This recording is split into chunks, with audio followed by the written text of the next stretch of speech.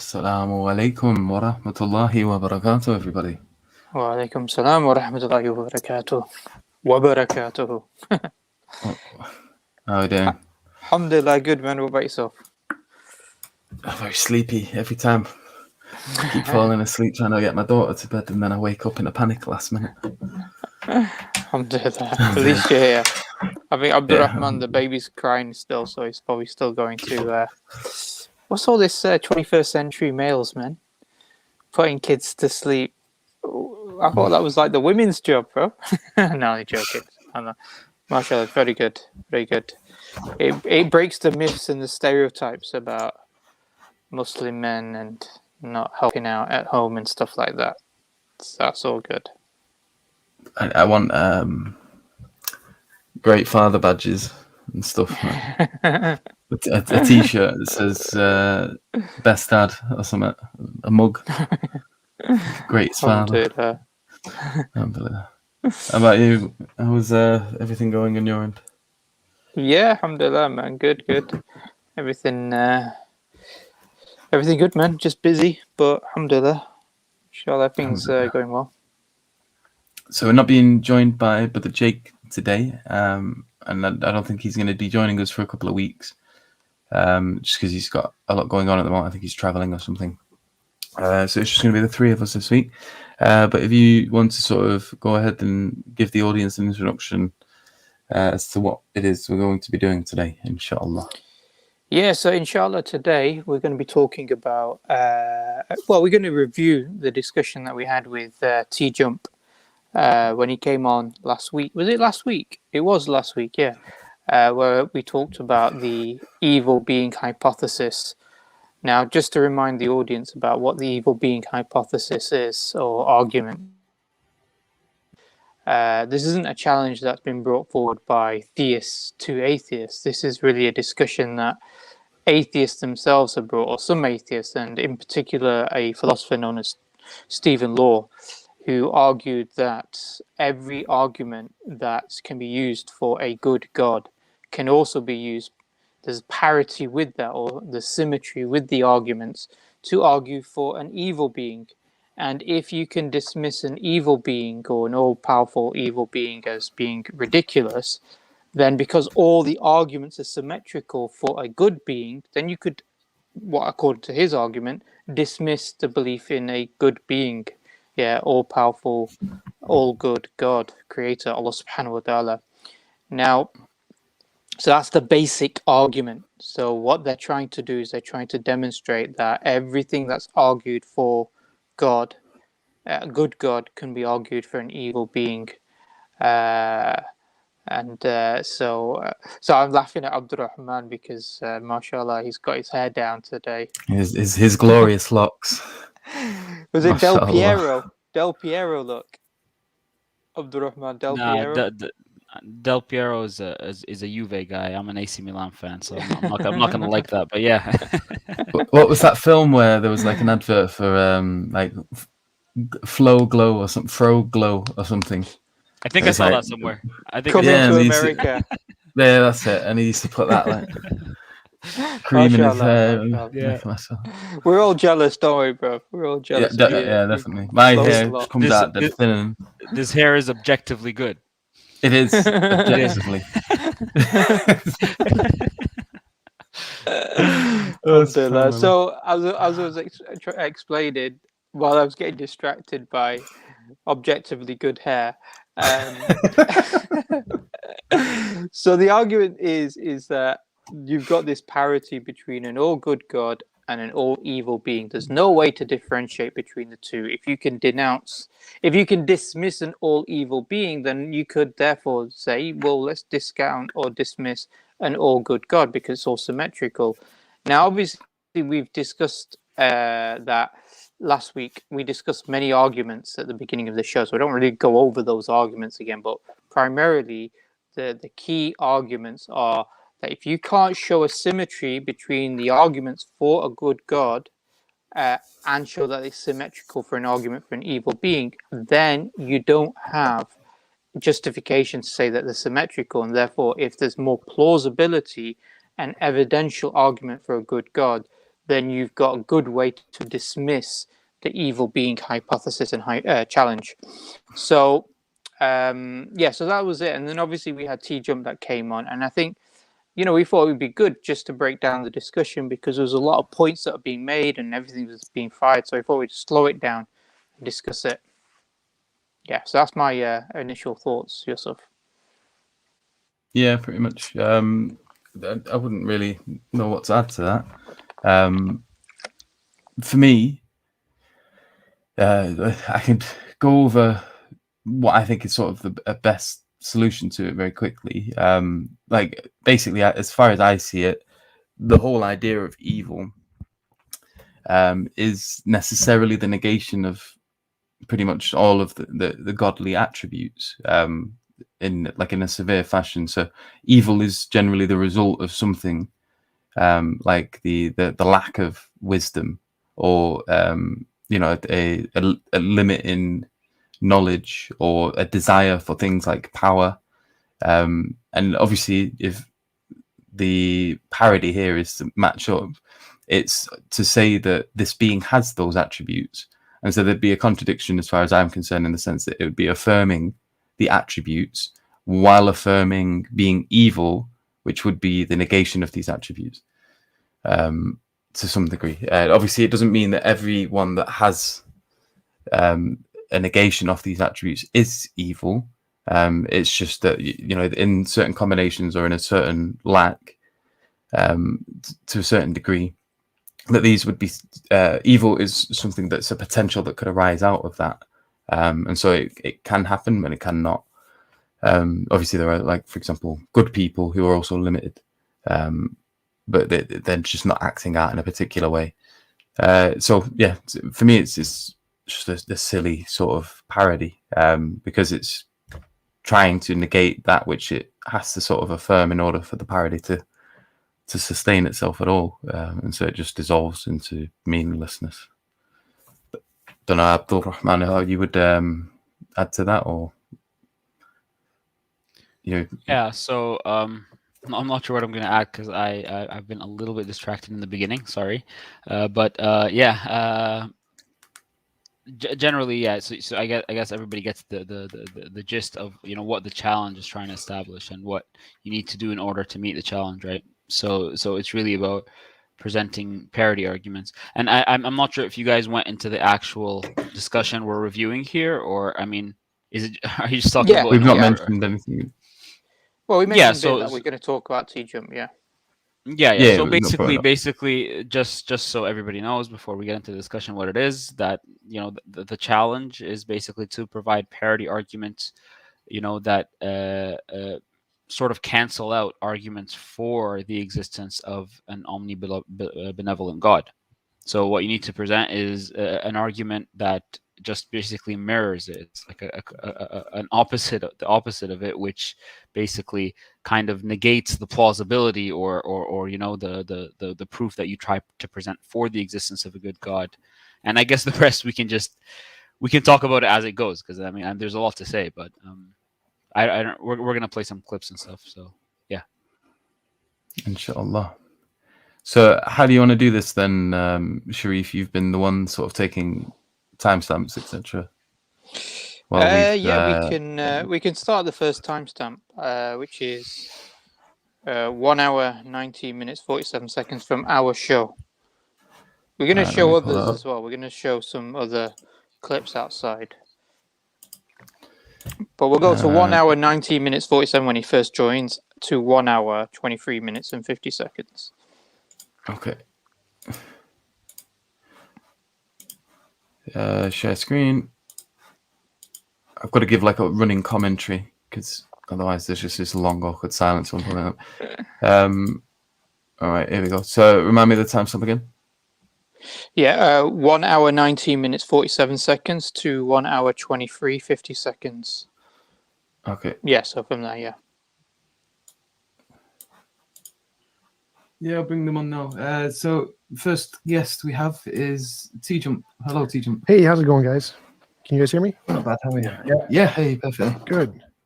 So I've been listening to your whole conversation. I think that Jake had made some really great points. I think his representation of the evil God was spot on, because you can say that the evil God, who is perfectly evil, wants to instantiate that evil as much as possible, and destroying himself wouldn't do that. If he just destroyed himself, then there would be no evil anymore. And he wants to have the most evil, so he would want himself to suffer and as many other beings to suffer, presumably, as possible. So the evil being would not destroy himself any more than the God being. Like, you just parody that if you thought that was what evil.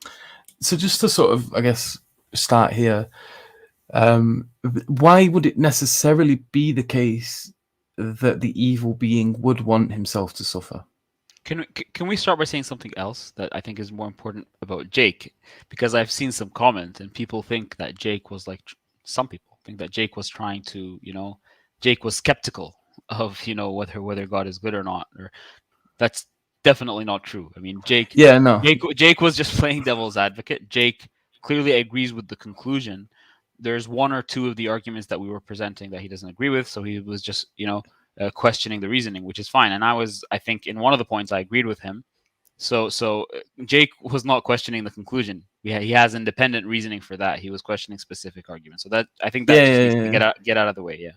And I think people need to understand. So this is how philosophy happens sometimes. Like, we're presenting arguments, and maybe you'll present a particular argument, and like you just said there, you don't agree with its flow, or you don't think it gets to the conclusion that it's supposed to get to, and so you might argue against it. It doesn't mean you disagree, like you said, with the conclusion at all.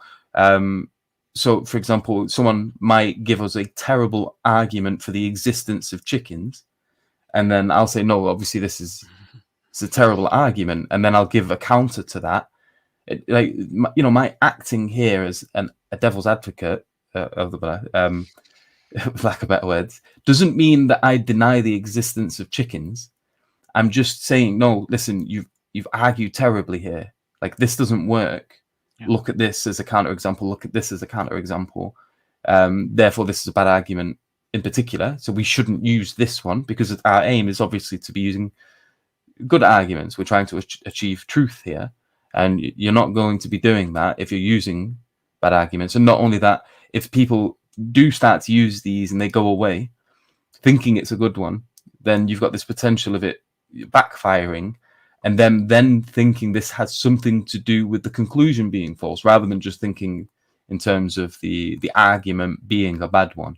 And you do see this with people that haven't really been trained in logic and rhetoric, and how all of this generally plays down in a disputation. They can get confused, and I've seen it time and time again, where the analogy would be that someone has a bad argument for the existence of a chicken, someone comes along and destroys that argument, and then they start to think, oh, well, that must mean chickens don't exist. And then they'll either, obviously with the analogy going back to the belief in God here, this causes people to apostate, but the inference to apostasy here is an unjustified one, in the sense that, like, just because a particular argument has failed, it doesn't mean that the thing that was being argued for has. That there may be other arguments, like, for example, the various ones that we've also suggested surrounding the one that Jake here was disagreeing with.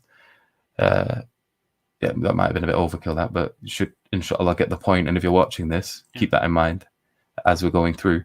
But sort of returning back to the comment I made there. So is it necessarily the case that an evil being would want its own suffering? Like, and especially if we consider suffering in terms of something that is undesirable, or that which you do not want, or something, I guess here we need to start using definitions. Like, what do we mean by evil, and what do we mean by suffering? And why is it the case that he's making this assertion that it's necessarily so that an evil being would want to maximize its own suffering? Like, why does that follow from being evil? I don't know what you guys would say about that. Well, I think so. So I towards the end here, like, granted him a point, right, about the logical entailment, right? So what he's saying, I think, if I was listening correctly, is basically that, well, it doesn't follow that a maximally evil God will kill himself. it could be the case that he will do these other things, X, Y, Z, right? And it doesn't follow that a good God would do whatever Dr. Saf was saying. He could do other things. So on that single point, I mean, I was granting him that for a reason that, well, though there's no contradictions in the words he's saying, like there's no contradiction in saying there is, you know, a being in maximal suffering that doesn't kill himself. Might be a bit strange, but there's no contradiction there.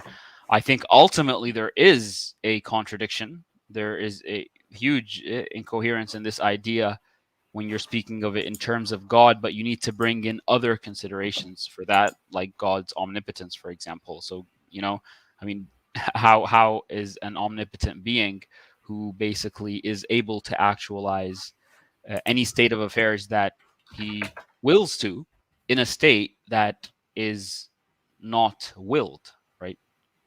I mean, so that's how you're going to look at suffering, an undesirable state. You're going to want to change that. Well, so there seems to be a contradiction there. Well, I think the whole killing himself part was what would be like, well, it's that bad. It's maximal suffering. I mean, we can relate to like just the idea of suffering at a very like a much smaller scale. So imagine maximal suffering. So well, you would think that would lead to wanting to annihilate yourself more than anything else. Well, that's not saying that he wouldn't annihilate himself is not itself a contradiction. That's the only part I was granting. But of course, when you bring in further considerations about the fact that this maximally great being, this being that has maximal suffering also has maximal power and is able to actualize any logically possible state of affairs, well, then he couldn't be maximally suffering. I mean, that's generally the idea. Yeah, so I guess I'd give a response to this, and I'm not too fond of that particular avenue, because obviously we're referring here to a necessary being, and so you know when people are talking to us with regards to the good God, and they're saying, well, can he, you know, if he's all powerful, can he cease to be? And we say, no, he's the eternal being. He exists necessarily. His non-existence is impossible. So obviously, if we're using a parity argument here, then like how would you respond then to this notion that the evil being is a necessary being and so cannot cease to exist and so cannot end its own existence despite there being this this maximal suffering that is this maximally undesirable Yeah, position. so I mean, so it can't. So and this showed up towards the end, right? When the whole limiting yourself thing. That's when the logical conclusion of his position. Oh, I've got some things to say about that. Yeah, so that's the idea. So I think the idea isn't really about killing yourself or not. The idea is that it couldn't be the case that this maximally suffering being is the necessary being. I guess that's generally the idea. And so we can move on, so we can see like where the discussion goes. Unless Sharif, you have something to say about this specifically.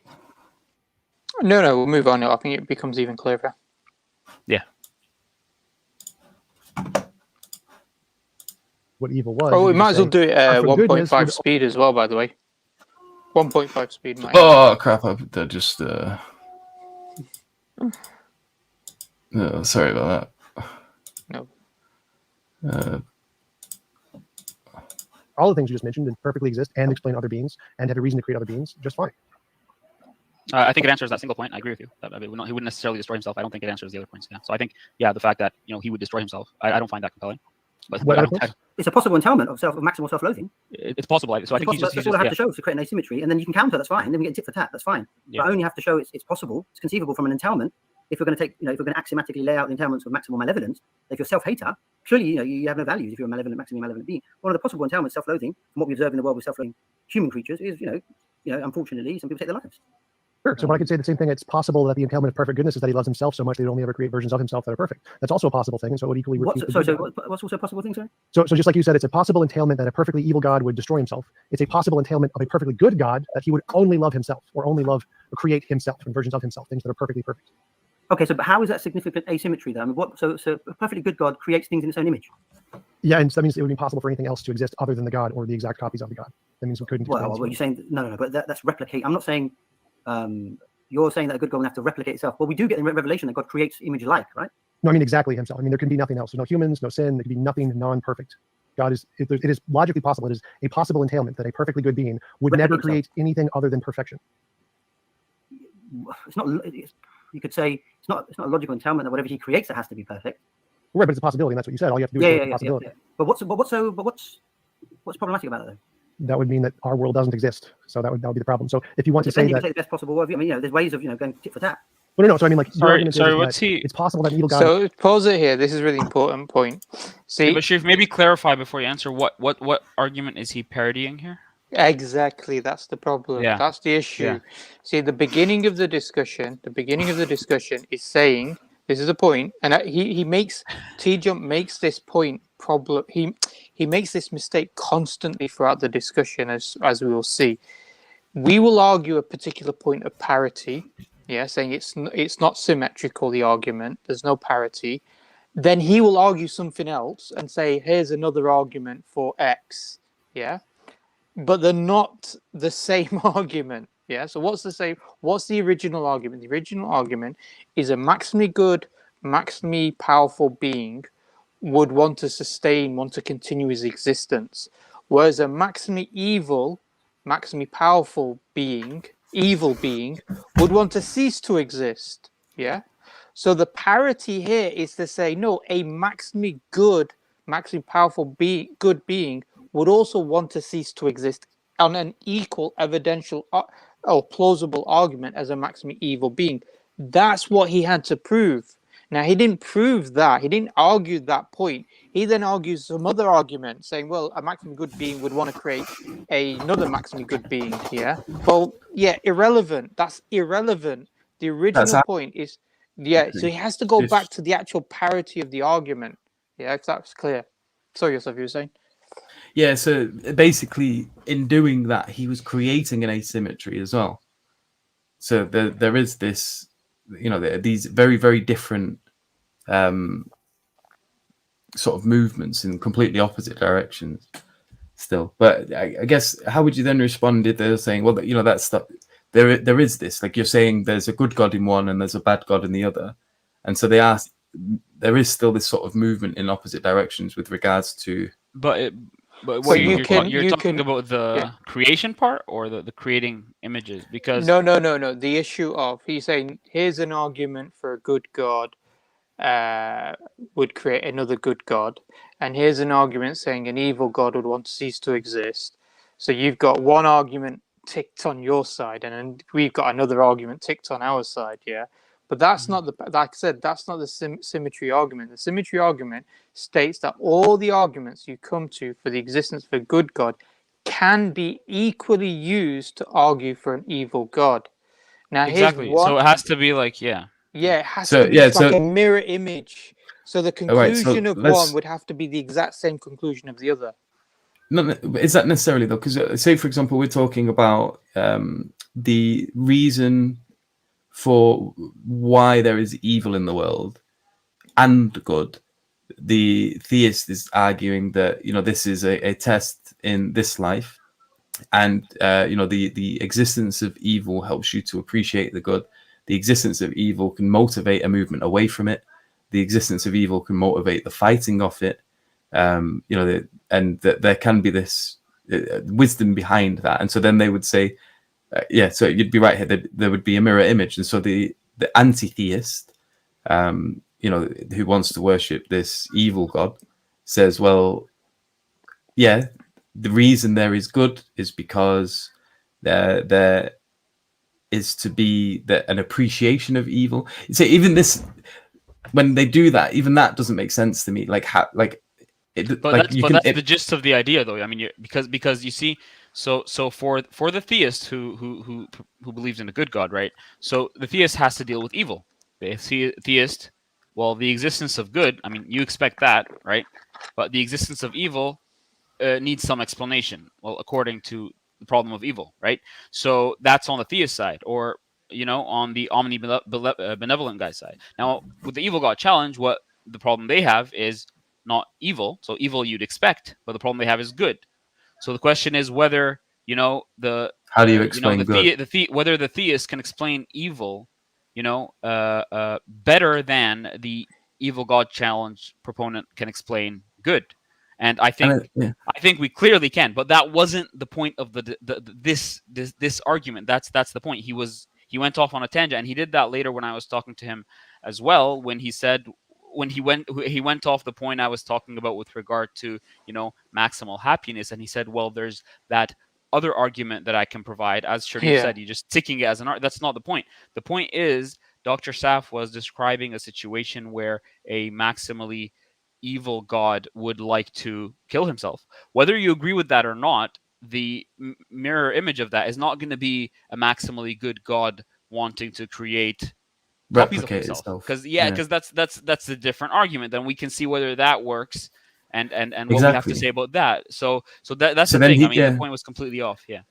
Yeah, and obviously the aim here is to show there's an asymmetry, and in making the argument that he made and saying, well, the only thing I really have in response to that is to mention something that is necessarily completely and utterly asymmetrical to the thing that you've proposed with regards to the evil God. Yeah. Then that's demonstrating the issue that we need to demonstrate in order to show that this argument for the evil God fails. That's the whole point. It only works if there is a symmetry. If you can show an asymmetry, that it's not a mirror image, that they do move in completely different directions and not at the same thing, then the argument doesn't work, because it's premised on this mirror image notion. It's premised on a complete symmetry. He seems to have completely missed that, because he is arguing for a symmetry, which is the defeater for the argument. And also, so the point being is that we could then provide arguments or plausible explanations as to why a good God would create imperfect creatures and not godlike creatures. Yeah, we can give those arguments for that. So that's completely different. So now that doesn't prove or disprove his point. It doesn't prove anything regards to his point with his original argument. I know this is a tangent, but it's still, just so people can understand, I don't think it would still be like good creature, imperfect creatures versus godlike creatures. I think it's good and evil on each side. One explains the good and the other explains the evil. It's not like hypothetically, I think this one would only create good and this one would only create evil, because clearly good and evil exist. That hypothetical doesn't really help. But I think another very crucial point is because he did this, and I think he does this normally, where he says that all I need to do is present an alternative logical possibility. That's not true. So you can present a logical possibility, right? That doesn't mean that you've created a symmetry. The logical possibility has to be as plausible as what it's what it's parodying, and that's the crucial point.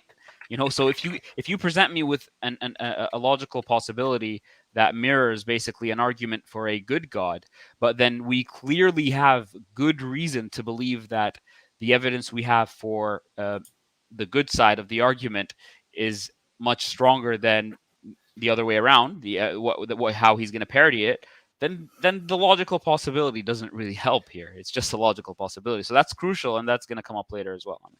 Do you mind if we just hone in on this as well? Because, for me, obviously, when I hear these arguments, I feel like the symmetry isn't really made complete. Because in order for it to be complete, this evil God would have to say that, no, you need to worship me as well.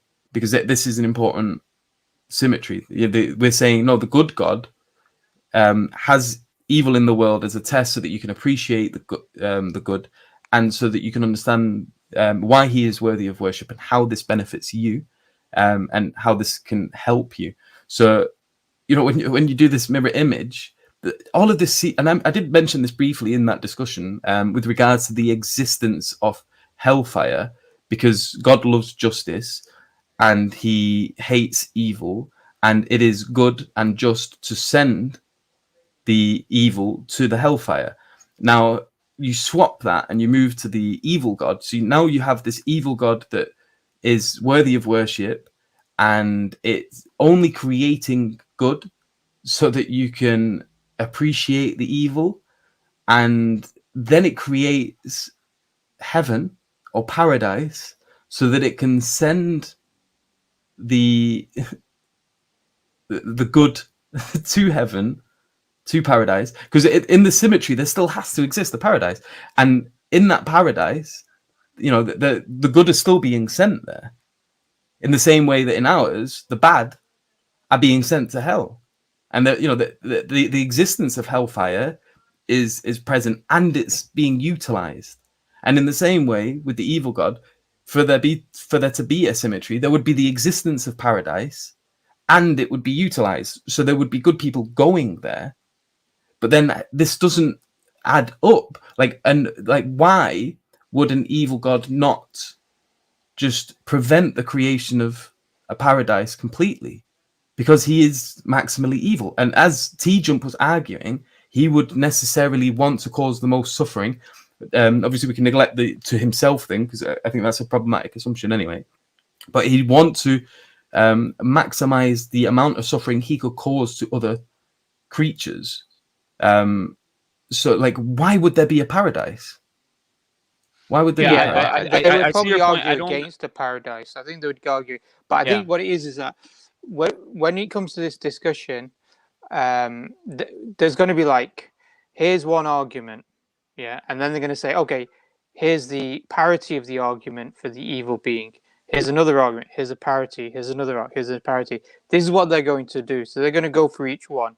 Yeah, they're going to have now what you're doing, Yusuf, you're taking a global picture. You're saying, well, look at the global understanding of what creation is, what heaven and hell is, what day of judgment is.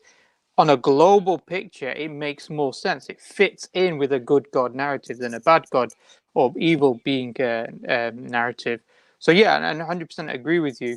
But what they try to do is break the argument into its they're not going to grant you heaven and hell. Basically, they're not going to take heaven and hell into consideration. So yeah, they're starting off with like our observation, and so what better explains, you know, these things, because, you know, what they want to parody is like arguments from like natural theology and stuff like that. So they wouldn't grant you the assumption that heaven and hell exist. They just grant the certain like arguments for the existence of God and particular attributes, and say, okay, let's see if from that we can derive goodness.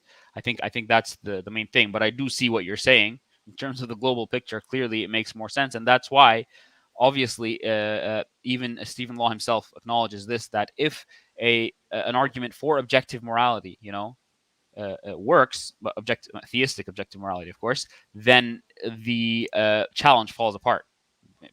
Because, you know, right now we have an objective measure for good and evil. Then, you know, that itself would make the challenge unsuccessful, but also it would entail what you're saying, Yusuf, about like heaven and hell and like accountability and stuff like that. Okay. Yeah. Should we go to the next timestamp? Yeah, let's go. 1 hour 25 minutes and 32 seconds, and just 3 minutes of that to 1 hour 28 minutes and 11. Just that we got a lot to go through, so we want to try and get this quick. Is just that being a logical possibility. You can parry that on the other side. I just Sharif. Yeah, so why don't we go to the other point that Saf? Sharif, sorry, some of the guys were complaining that it's too fast, so I don't know if you want to slow it down. Okay, slow it down. 125. And and we can just go through the whole thing, then comment after. This whole timestamp. So what am I playing it to? When do I start? 128 in 11 seconds. You can parry that on the other side. I just think the other considerations are stronger. Yeah, like so why don't we go to the other point that Saf was making about dependence? Well, I'd say that evil God isn't dependent. Evil God is perfectly evil and can be perfectly evil with no dependence. So I'd say that, like, I forget who was it who used the perfect good garden example?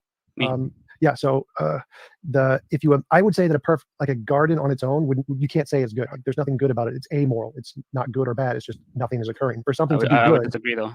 let me finish. So the argument is that just like you say you would need other beings for evil to be instantiated, I can make the same argument and say, well, there can't be good unless there's other beings for it to be instantiated. If there was a God on his own, that wouldn't count as good. He'd just be amoral. There would be nothing there for him to interact with to be good. Can beauty be good?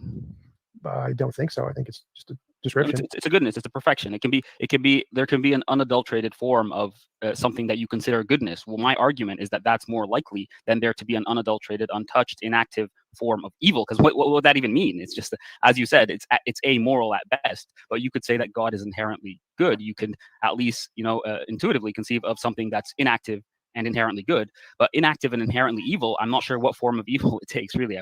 What's evil about an unadulterated existence? Right. So I'm granting your argument, but I think the same thing is true of good. Like a perfect existence with nothing there is completely incoherent to say it's perfectly good. Like I don't think beauty could be good. That doesn't make any sense to me. Those words don't make any sense to me. So No, saying it was like I can exist alone in a state of goodness. I can be good. How? It seems like that seems equally as impossible to exist alone in a state of evilness. I don't see the difference there. No, no, it's because goodness can be something that's regarded as inherent. The privation theory of evil, where Right. evil is a privation of goodness. You can conceive of that. You can conceive of like evil being a lack of goodness, but goodness being a lack of evil. I mean, how does that work? Because normally the way Exact same evil way. works is for how? Go ahead.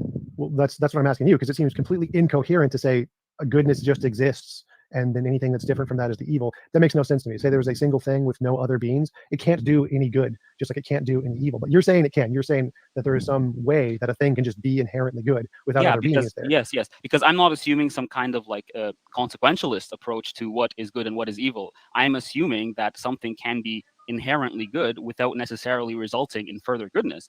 But I can picture that. I can picture somebody that's just inherently good and inactive in terms of perfection, but I can't picture Should we pause it there? Yeah. something that is. So, Abdulrahman, that timestamp there, I want you to sort of explain very briefly, what were you trying to argue there? Okay, so it seems that he's coming from this angle that, right, in order to think of the goodness of God, right, necessarily the only aspect of God you can think of is what he created. But bringing this point up, that's not what I was discussing. That's not what I was discussing. I was discussing the absence of creation and a state where God is alone. I mean, he would grant that God could exist. There's a possible world where God exists alone. So I'm saying, what is the state within that world? Is it good or is it evil? He wants to say it's amoral. So it seems where he's coming from, you can't say anything inherently good or evil about God. So basically the goodness or the goodness of the good God or the evilness of this other hypothetical being it's not possible to speak of it in independent terms. So he is basically saying we can't say anything about it. I'm saying there is something that we can say about it in terms of an inherent feature that will determine that disposition, whether it is good or not, right? And from there it can follow. You can describe whatever it does create as goodness or evil, regardless of how you define good or evil, right? So this is putting the problem of evil aside. You need to describe that inherent state, whether we can say anything about the God that exists alone that will give us any kind of reason to believe in a moral goodness or a moral evil. He's saying, no, there's nothing I can say about that. So, and I find that problematic, and I don't think that's his actual view. So let me get this right, Abdulrahman. So at the beginning, Jake said, so the first argument that was mentioned by Saf is that a maximally evil being would be self-hating maximally to the point that it would want to cease to exist. That's the natural entailment, at least a plausible entailment of that. He doesn't give an argument against that. Yeah. The second argument is about the fact that a maximally evil being needs to depend upon creating to express evilness. Yeah. As does a good one, right? So that's what he's assuming. So as is a good one.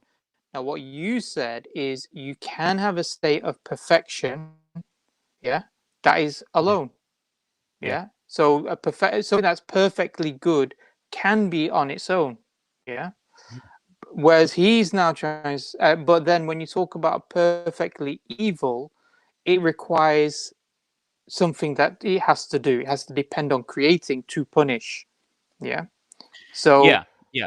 So that's the key. I mean, And my yeah. argument basically is that if you have a neutral state of affairs, I was saying that's good. He's challenging that. Fine, I'm accepting the challenge, and I would even accept his understandings in order to see whether we can go anywhere in terms of creating a parity or an asymmetry in this case. So what he's saying is that state is immoral.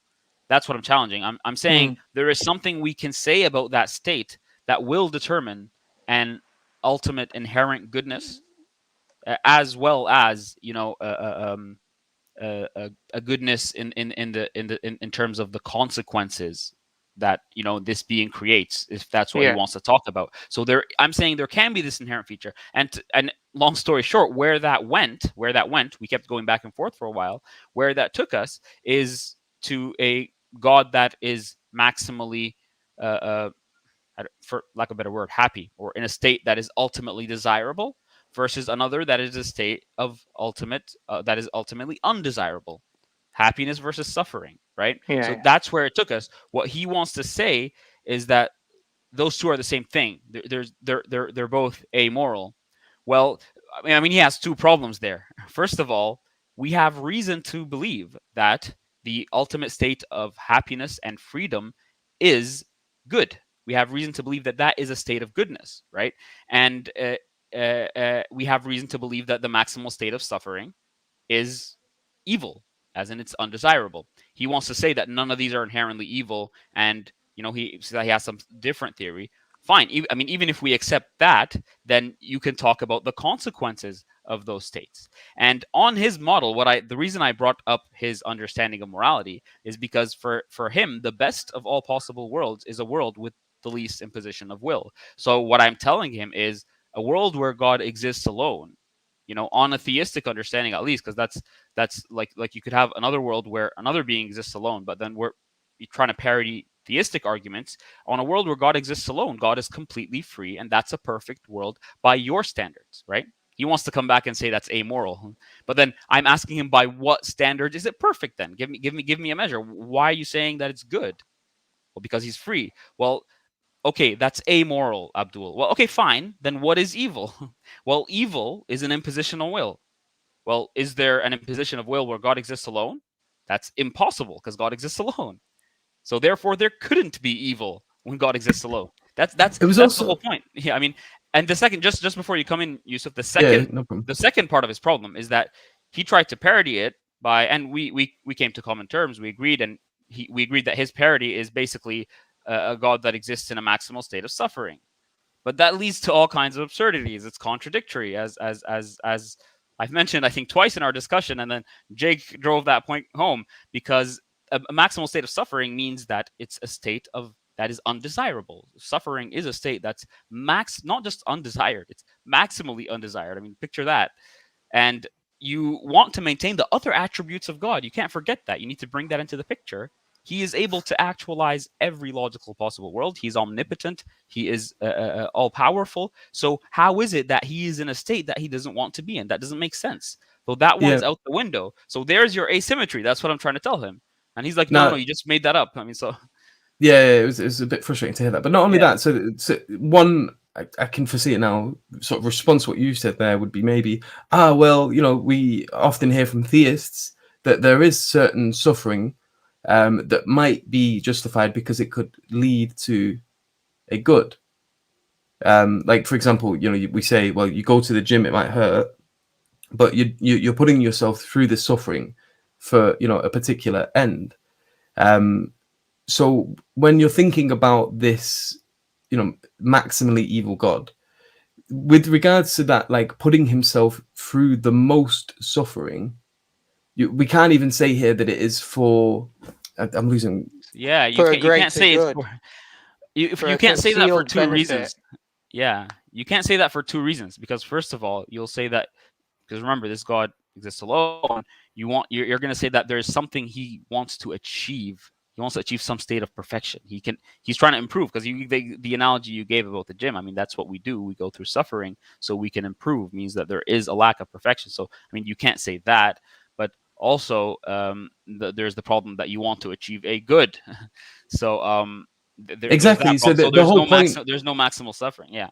Yeah, and so like when we're talking at it from the theistic perspective, and we're talking about why you might say that pain is desirable, it's only desirable insofar as that it gives rise to a good at some point.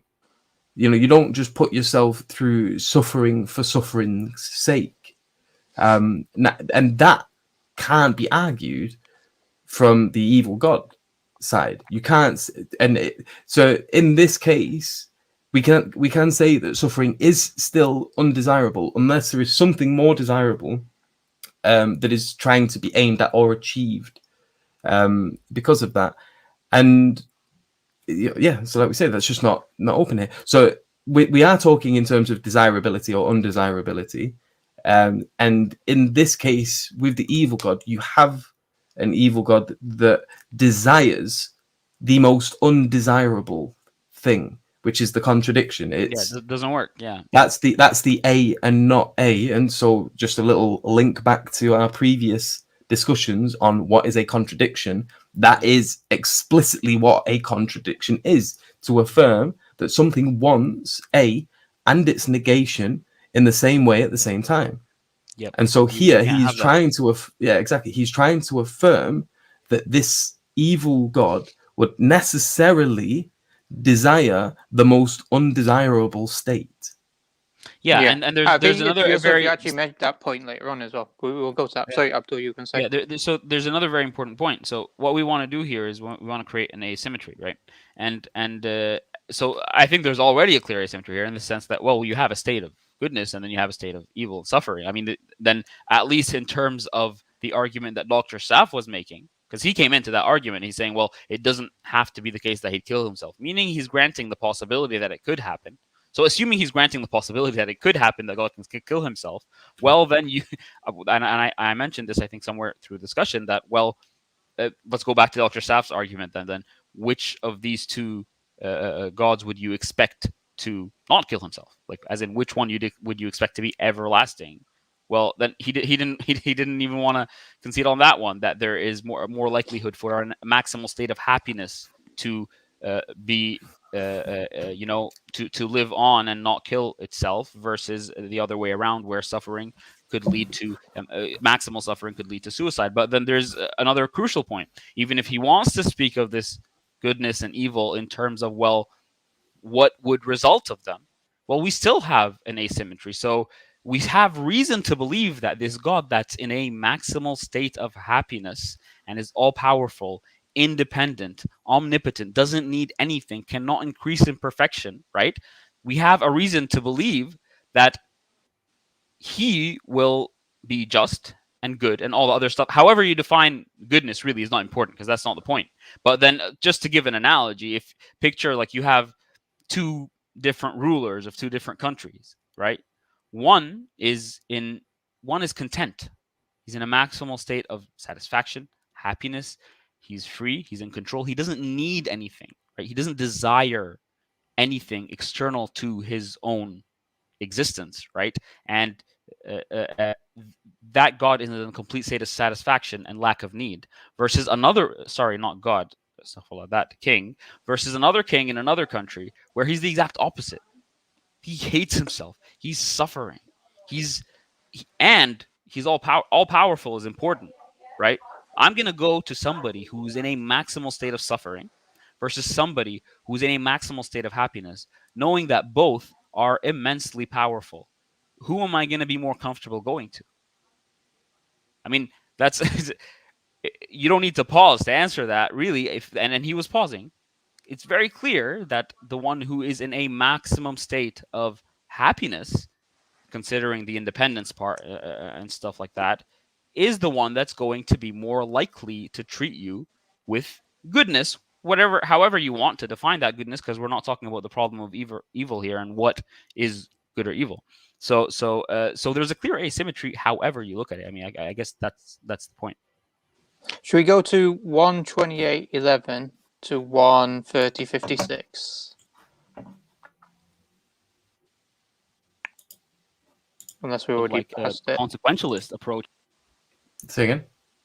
128.11 Are we already on that? Yeah, We've gone past yeah, it. yeah. I've just moved it to that now. 128:11. To what is good and Yeah. Okay. Shall I press play?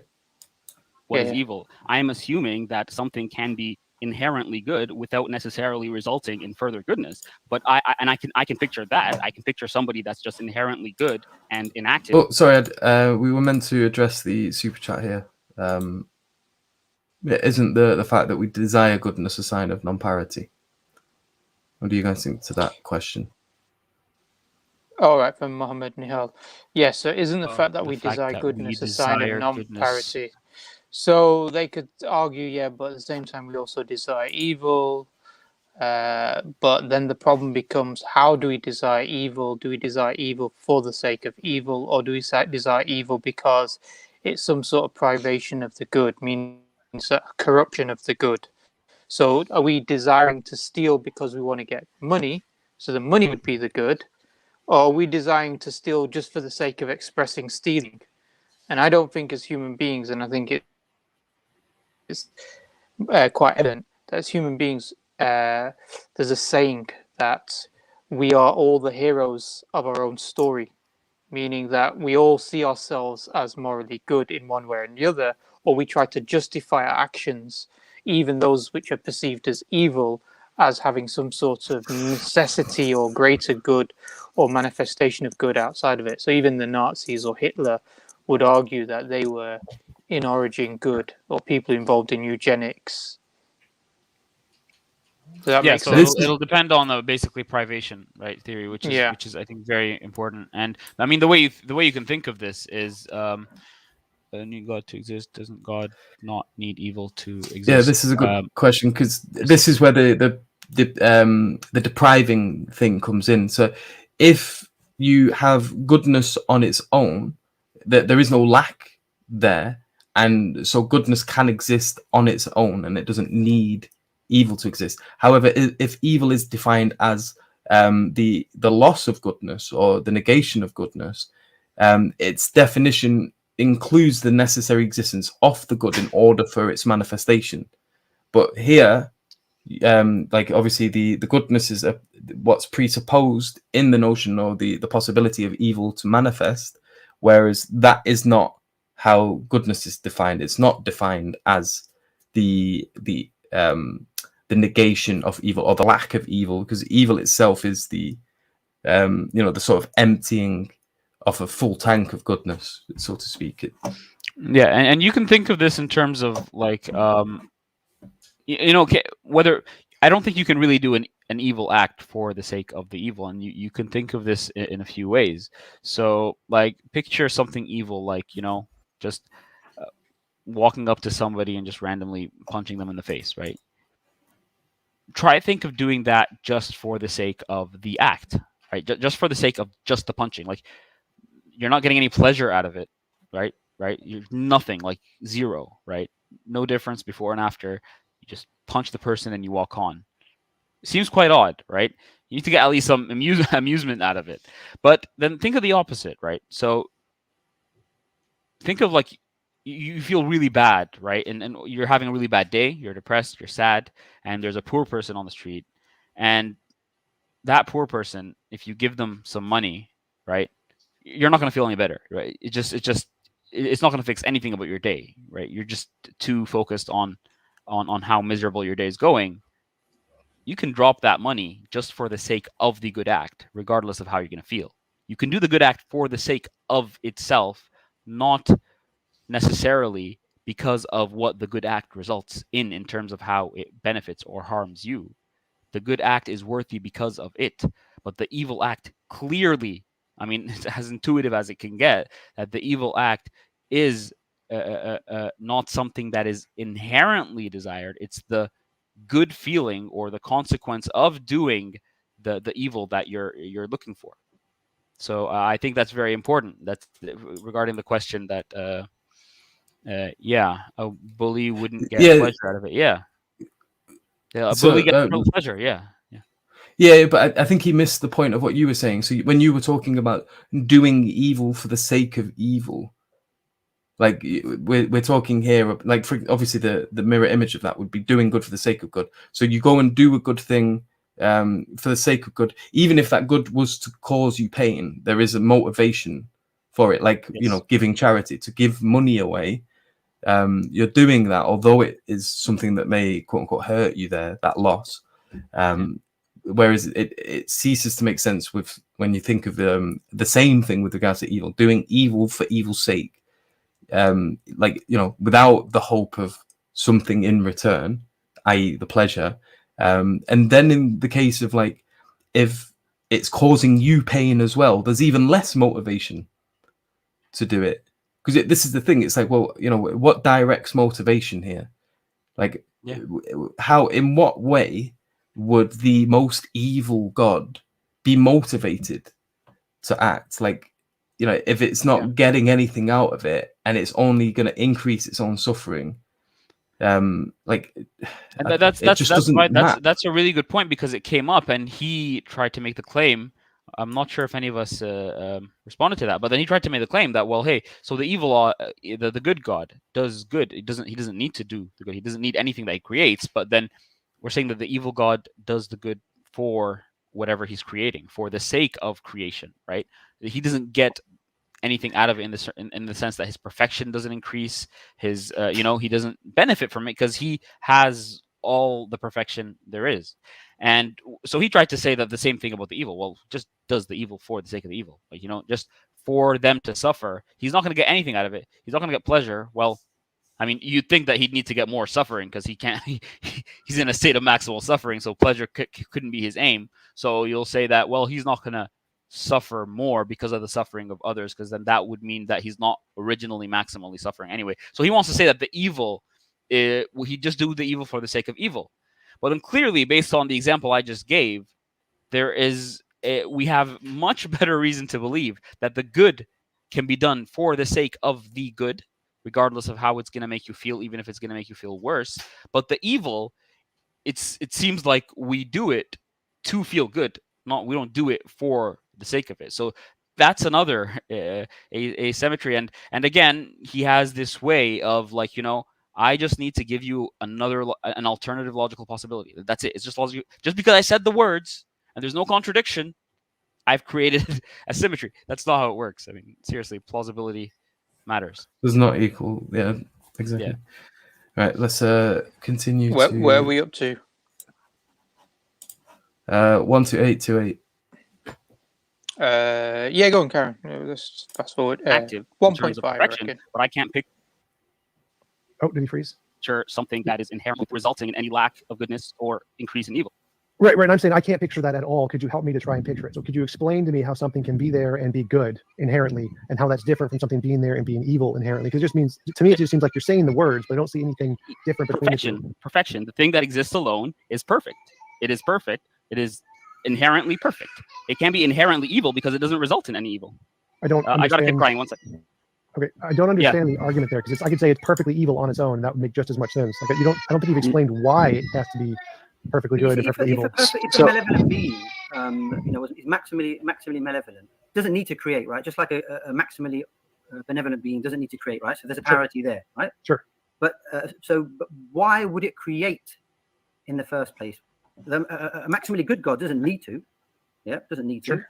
Just like a maximally malevolent being doesn't need to. But why then would, unless there's some kind of disguised benefit, perhaps it was seeking, by virtue of which now it has to complete, by virtue of which now it completes itself, which means then it's not perfect if it required that completion in the first place. I mean, that's just, it's not watertight asymmetry, but it's a possible, asymmetry. So why would a malevolent being create then? Why would it create sentient creatures if it didn't need to? To express its evil, just the exact same reason why a good being would create. Right. So to press it further, to express its evil for what? It doesn't need to. It's maximally malevolent. It didn't need to create us and then torture us unless there was something it was seeking in order to, exactly the same as a good God. To create those sentient creatures like us. Why would it want to unless it was seeking some kind of, self-expression of, whatever it might be. But whatever it is, it's seeking it. And so it's seeking that. And that seeking is a form of completion on the part of that malevolent being.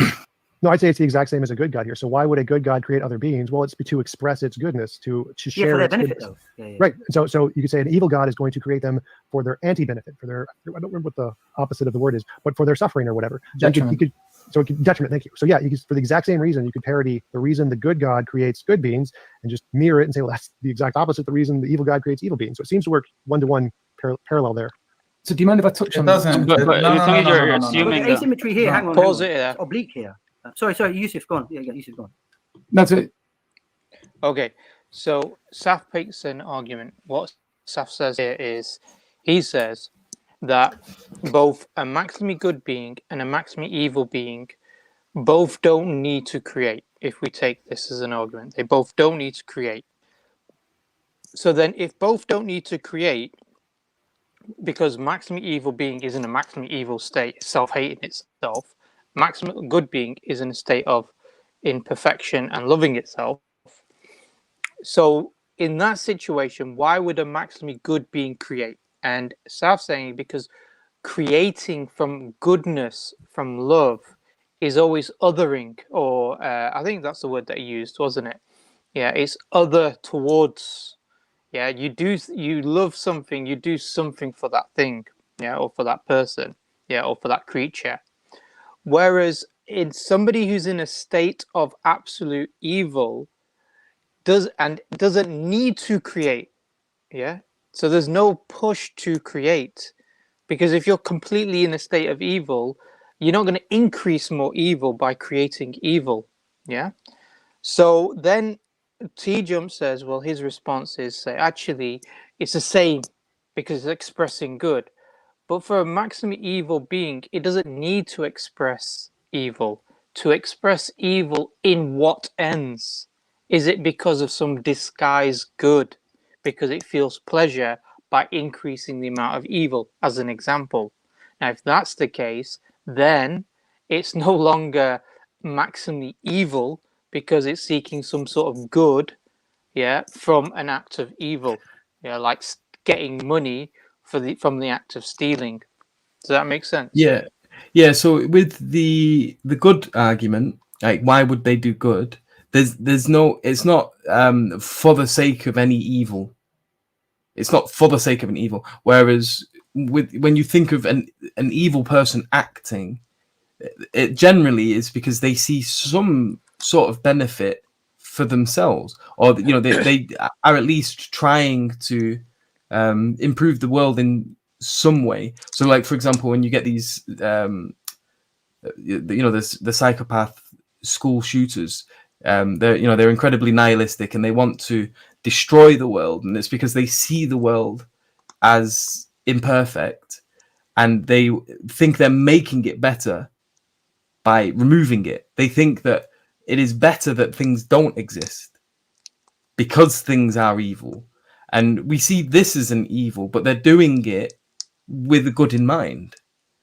They're doing it for something that they think is a benefit. It's better if things don't exist. Whereas, like, you don't. What motivation is there for the completely evil being if it's not working for any good at all? Yeah, exactly. But at least you can understand. No benefit. Yeah, any argument of a benefit for a maximum evil being is a disguised good in the argument that's being used. And if it's a disguised good, it means it's not maximally evil.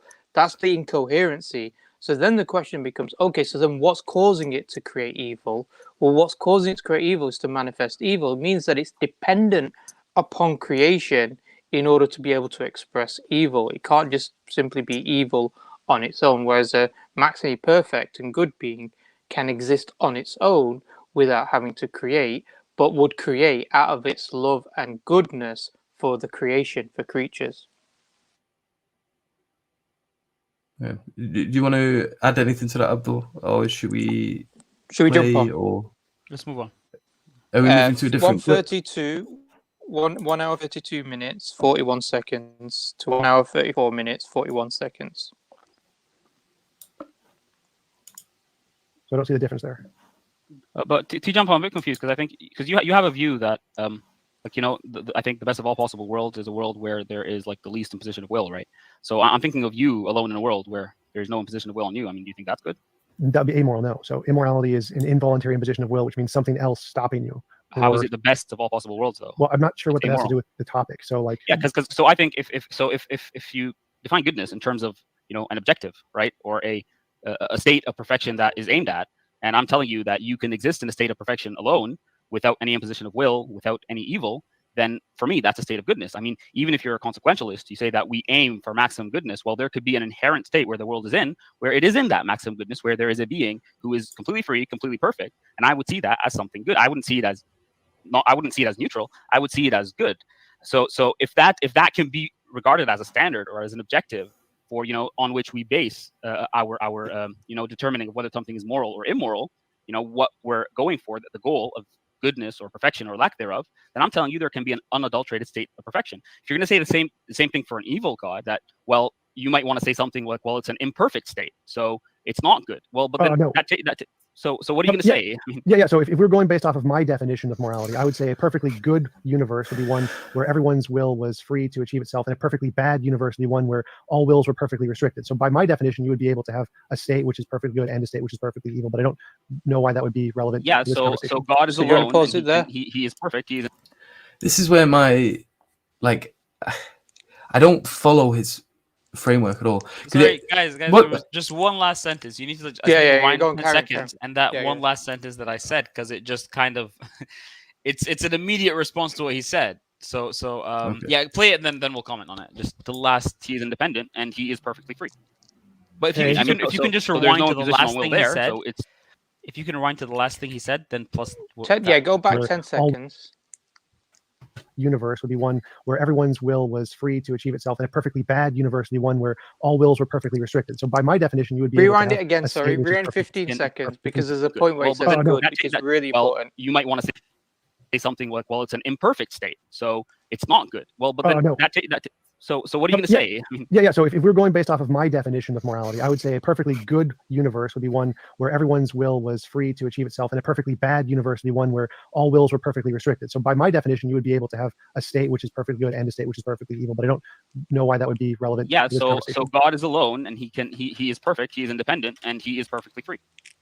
Okay, I mean, That's so, all it- so there's no imposition on will. So there's no So- position so of will you're in that word.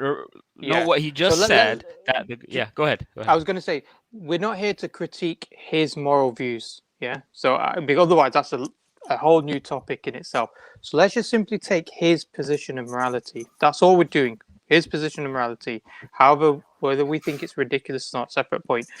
So he's trying to say, on the one hand, that the best of all possible worlds is the least imposition of will. Is what he's trying to say. Then he says it's amoral. Yeah, so he says it's amoral. So you can't say it's morally good or morally bad to have the least imposition of will. Then he said, and note what he said. He said that under his model, a good world. Did he say that, Abdulrahman? He said that, didn't Yes. he? Yes. A good world is that where you have the least imposition of will, and a bad world would be one where you have no free will. Yeah. So that's what his position is. And so what Abdulrahman then said, he said, okay, if we take that as your standard of what's good and bad, then you can have a perfectly good being which is free. There's no imposition of will. Yeah, so God would live alone with no imposition of will, and according to him, that would be good. That's the issue. Yeah. So irrespective of his particular moral positions and his criteria, that's the argument I think Abdulrahman was saying before. Yeah, and then I think he changes that later on, but it's like what he just said was that a perfectly good world is a world where there's no imposition of will. Well, Yeah. So that maps onto what you were saying There's earlier. no imposition of will. So that's a perfectly Yeah. good world. No, that one's amoral. Well, I mean, I think there's a problem with the view anyway. I mean, I can grant him on his view that it's amoral. I think he contradicts himself. I mean, I think he has said that it's amoral, but he has said the opposite. I think we're gonna show that. But I think the issue is, I mean, you have problems. So the best of all possible worlds is a world where there's no imposition of will, but that world is amoral. Okay, now how come? But this there is the isn't thing that, like, so this is where it's like, what do you even mean by moral at this point? Like, when I think of morality or saying something is moral, I always think in terms of, and I think this is it's not just me, it's quite common. I always think in terms of like that which we ought to do or that which we ought to bring about. It's when you're talking of morality, you're talking But in then, terms of in ought. terms of God, how are you going to talk like that, though? Because in terms of God, yes, I get that we can talk like that, but then we're going to have to talk about an inherent goodness. So we're not going to. So I don't think it's about establishing some kind of like normative theory of ethics or something. That's not. There's disagreement there about what good and evil is or what constitutes it. But the question is whether we can have arguments to believe that God is good, and the idea here is, I think the incoherence, and tell me if you agree with me, the incoherence here is that, well, not incoherence, but I just find it problematic. The best of all possible worlds for him, according to what he said later, because now he said, well, that's a good world, right? The one where there's no imposition of will is a good world. But then later he said that the world which is the best of all possible world is amoral, okay? But so that's the best of all possible worlds. There's no better world. So how about a world where there's actual moral goodness? Is that better than the best of all possible worlds? It would. So he could only move if he's saying that the amoral world is like the peak. It's if you've got this like hierarchy of worlds and you're saying it's the best of all possible worlds and it's amoral, it's right at the top, then it necessarily means that a world in which everyone can do everything that they've ever wanted to do and there's no imposition of will, then that would be worse than I mean, no, the idea. So for him, I guess what he would say, it's a bit confusing. I mean, honestly, the model. It's not a bit. It's okay. But anyway, what he would say is that something good. So a good act would be, I guess, for him, like helping someone achieve their will. So basically, if whatever the person wills, you help him achieve his will. That's a good act. Now, but the problem is, so if we're going to say the best of all possible worlds is amoral, and I want to propose a better world where there are moral things, and he's going to say, okay, that world can be better, but how can it? In that world, there's going to be some kind of imposition of will, because why would I need to help people fulfill their wills if there was no imposition of will? So the problem is the best of all possible world is not the one with the least imposition of will, if he wants to agree that one with moral goodness is better than one that's amoral. So it's strange. I mean, whatever. I mean, he also said he's not a consequentialist, which I'm confused about, because I have heard him say that this act is good or this act is evil because it moves us away from the best of all possible worlds, or it gets us closer to the best of all possible. That consequence, I guess. But okay. So yeah, I guess the problem is that I just see inconsistency, and right there it was pointed out. Okay, God is alone; He's free. Is that a good world? No, suddenly it's not. So yeah. So maybe I don't know if you guys have. Should we carry on? We'll carry on to 1 hour 34. But there's a question. Sorry, guys. There's a question. There was a super chat. I don't know if we can answer it from a brother named Yassine. Yeah. So he's saying, how does the moral argument break the symmetry exactly? I reread Stephen Law's article. I'm not sure what article you're referring to. It's still not evident to me. Well, if the moral argument works, then objective morality exists, right? So there is a source of objective rights and wrongs. So I mean, how could there be rights and wrongs? I mean, how could you use that source as an objective standard for rights and wrongs when you say that source is evil? Now you might say that they can provide a parity for there's he's the objective source of evil, but that just means the moral argument didn't work. So what I'm saying is, I think he's responding to me here when I said if the moral argument works, then it kind of creates an asymmetry. I'm not. That's assuming they can't create a parity, which I don't think they can. So if the argument for objective morality, argument for the existence of God, from objective morality does work, well, then you have an objective source of moral rights and wrongs that determines it. I mean, if you want to say that objective source is evil, well, then maybe the good is evil and the evil is good. But that's not what we want to assume for the objective morality argument. What we want to assume is that our intuitions about right and wrong are, in their place. Can I make a suggestion here? A bit not related to what you said, but I don't want it to seem like we only sort of address questions when there's a super chat. So what we could do is whenever there's a super chat, we address it, but we also address a question from the audience that hasn't been a super chat, just a general question. But So I it don't doesn't- think there were any, to be honest. I mean, this is just the question I saw, and what the reason I think it was relevant to bring up. Obviously, any question is relevant, but this brother, I think Yassine Jubli, if you recall, he joined the stream last time, and we were talking about this, so it kind of like caught my eye. So yeah, this brother joined. He called in. Yeah. So there is another question. So this is so he says, if I do what I want, is that good? So see. the idea is just on this question. So the idea is that obviously we have to understand what do we mean by good, and there's different theories about what good is, but most people when they talk about good and suffering, which is sort of in this context, is what I like, what pleases me, they call good. What displeases me, what causes me suffering, I call bad or I call evil. So if I do what I want, is that good? Then in essence, what you're doing that which under certain definitions will be classified as good, i.e. that which you desire, and that which you desire and pleases you would be what some people would constitute good, and therefore what you're doing is therefore good in that perspective, i.e. from that particular definition. So it's how you understand, how you define this term good. And in these types of arguments that atheists bring up, so we're using the particular arguments and definitions that they're using to show that it doesn't follow necessarily. So I hope that's clear.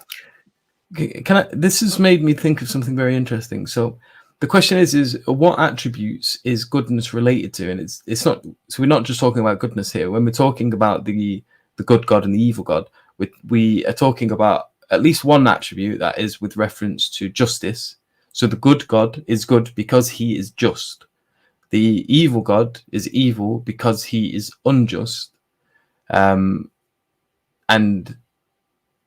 yeah, so here the question is are there any other attributes? Now, when I think of goodness, I also think of wisdom as being necessarily associated with that, and that there is wisdom with justice, and that these correlates to one another.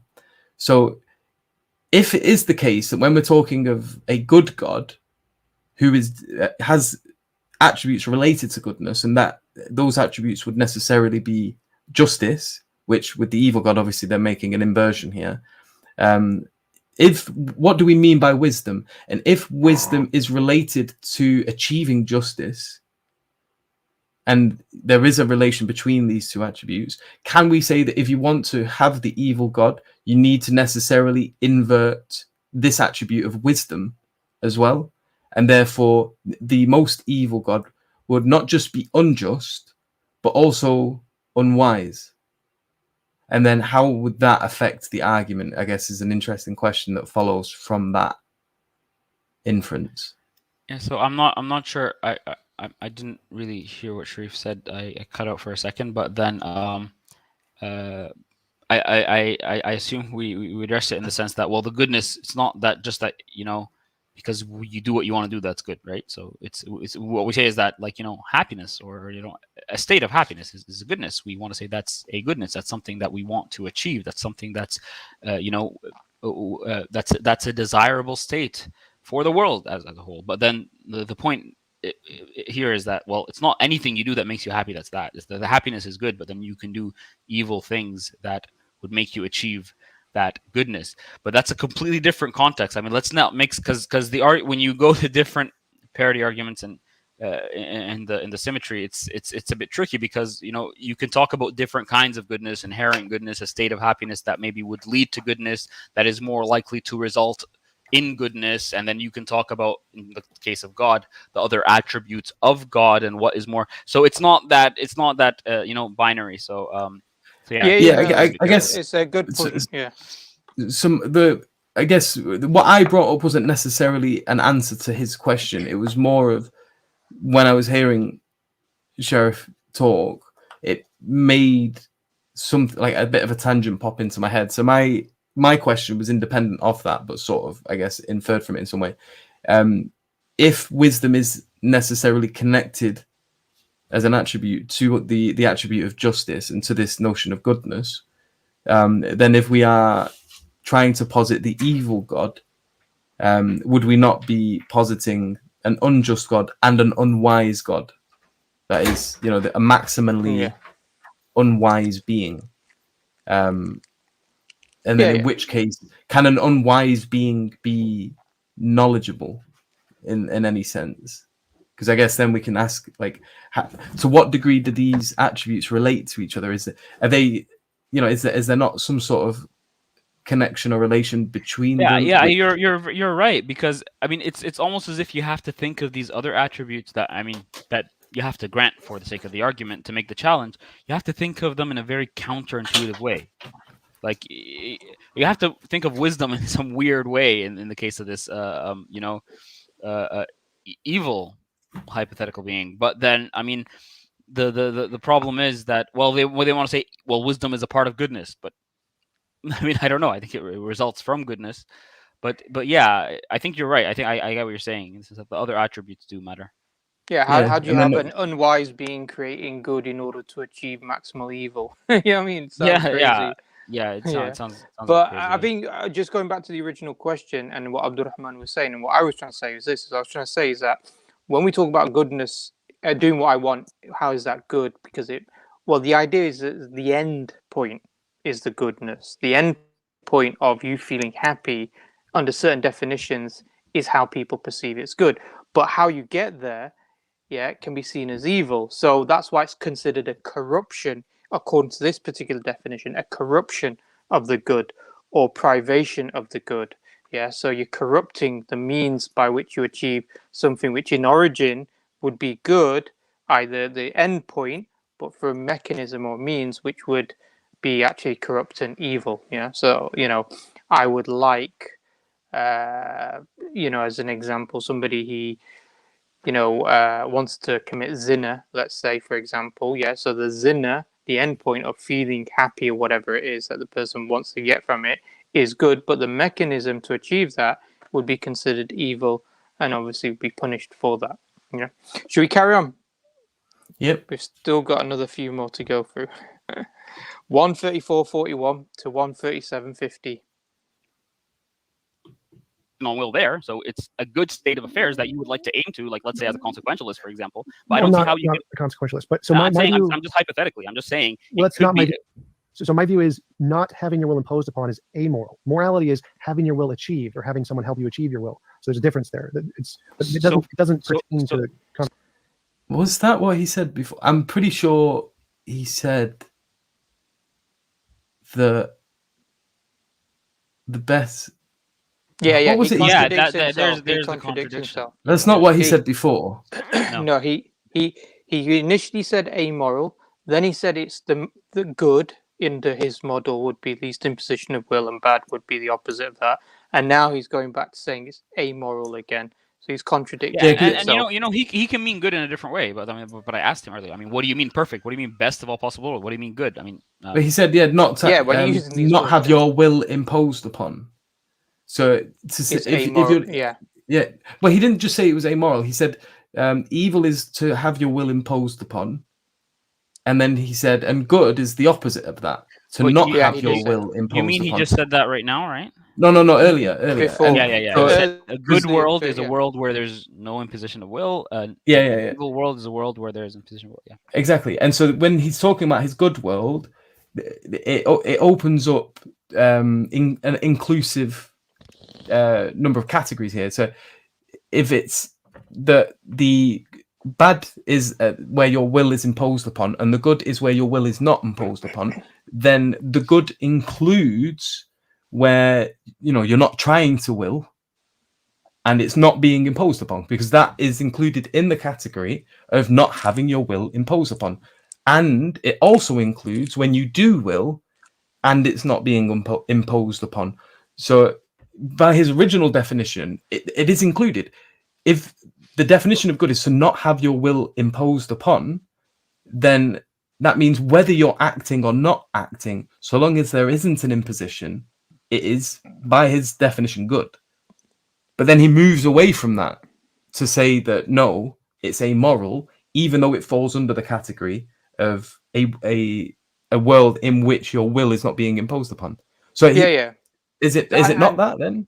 Yeah. So I think if we're not trying to be kind and charitable to him, the reason might be because he got cornered by Abdulrahman.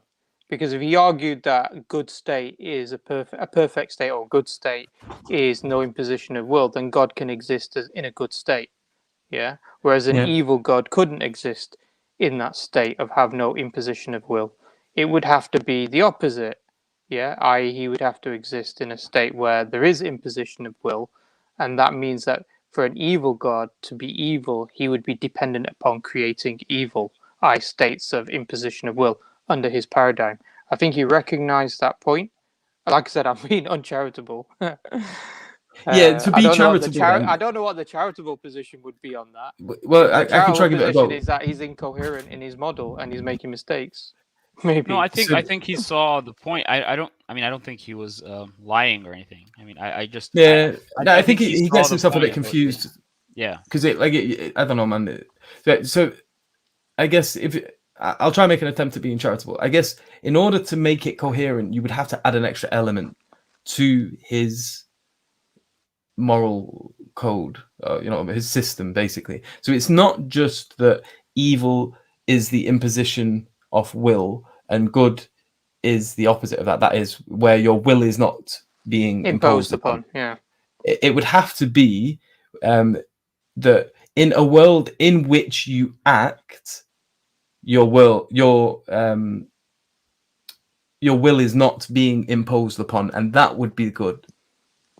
But you would also have to mirror that and say in a world in which you act, your will is being imposed upon, and then you would have, maybe it would make a little bit more sense with this. But he never made it. Let's carry on because he explains further. Okay. So for you, so let's say if you were a consequentialist, something good would be that aiming to that state where there is, the least possible imposition of will, right?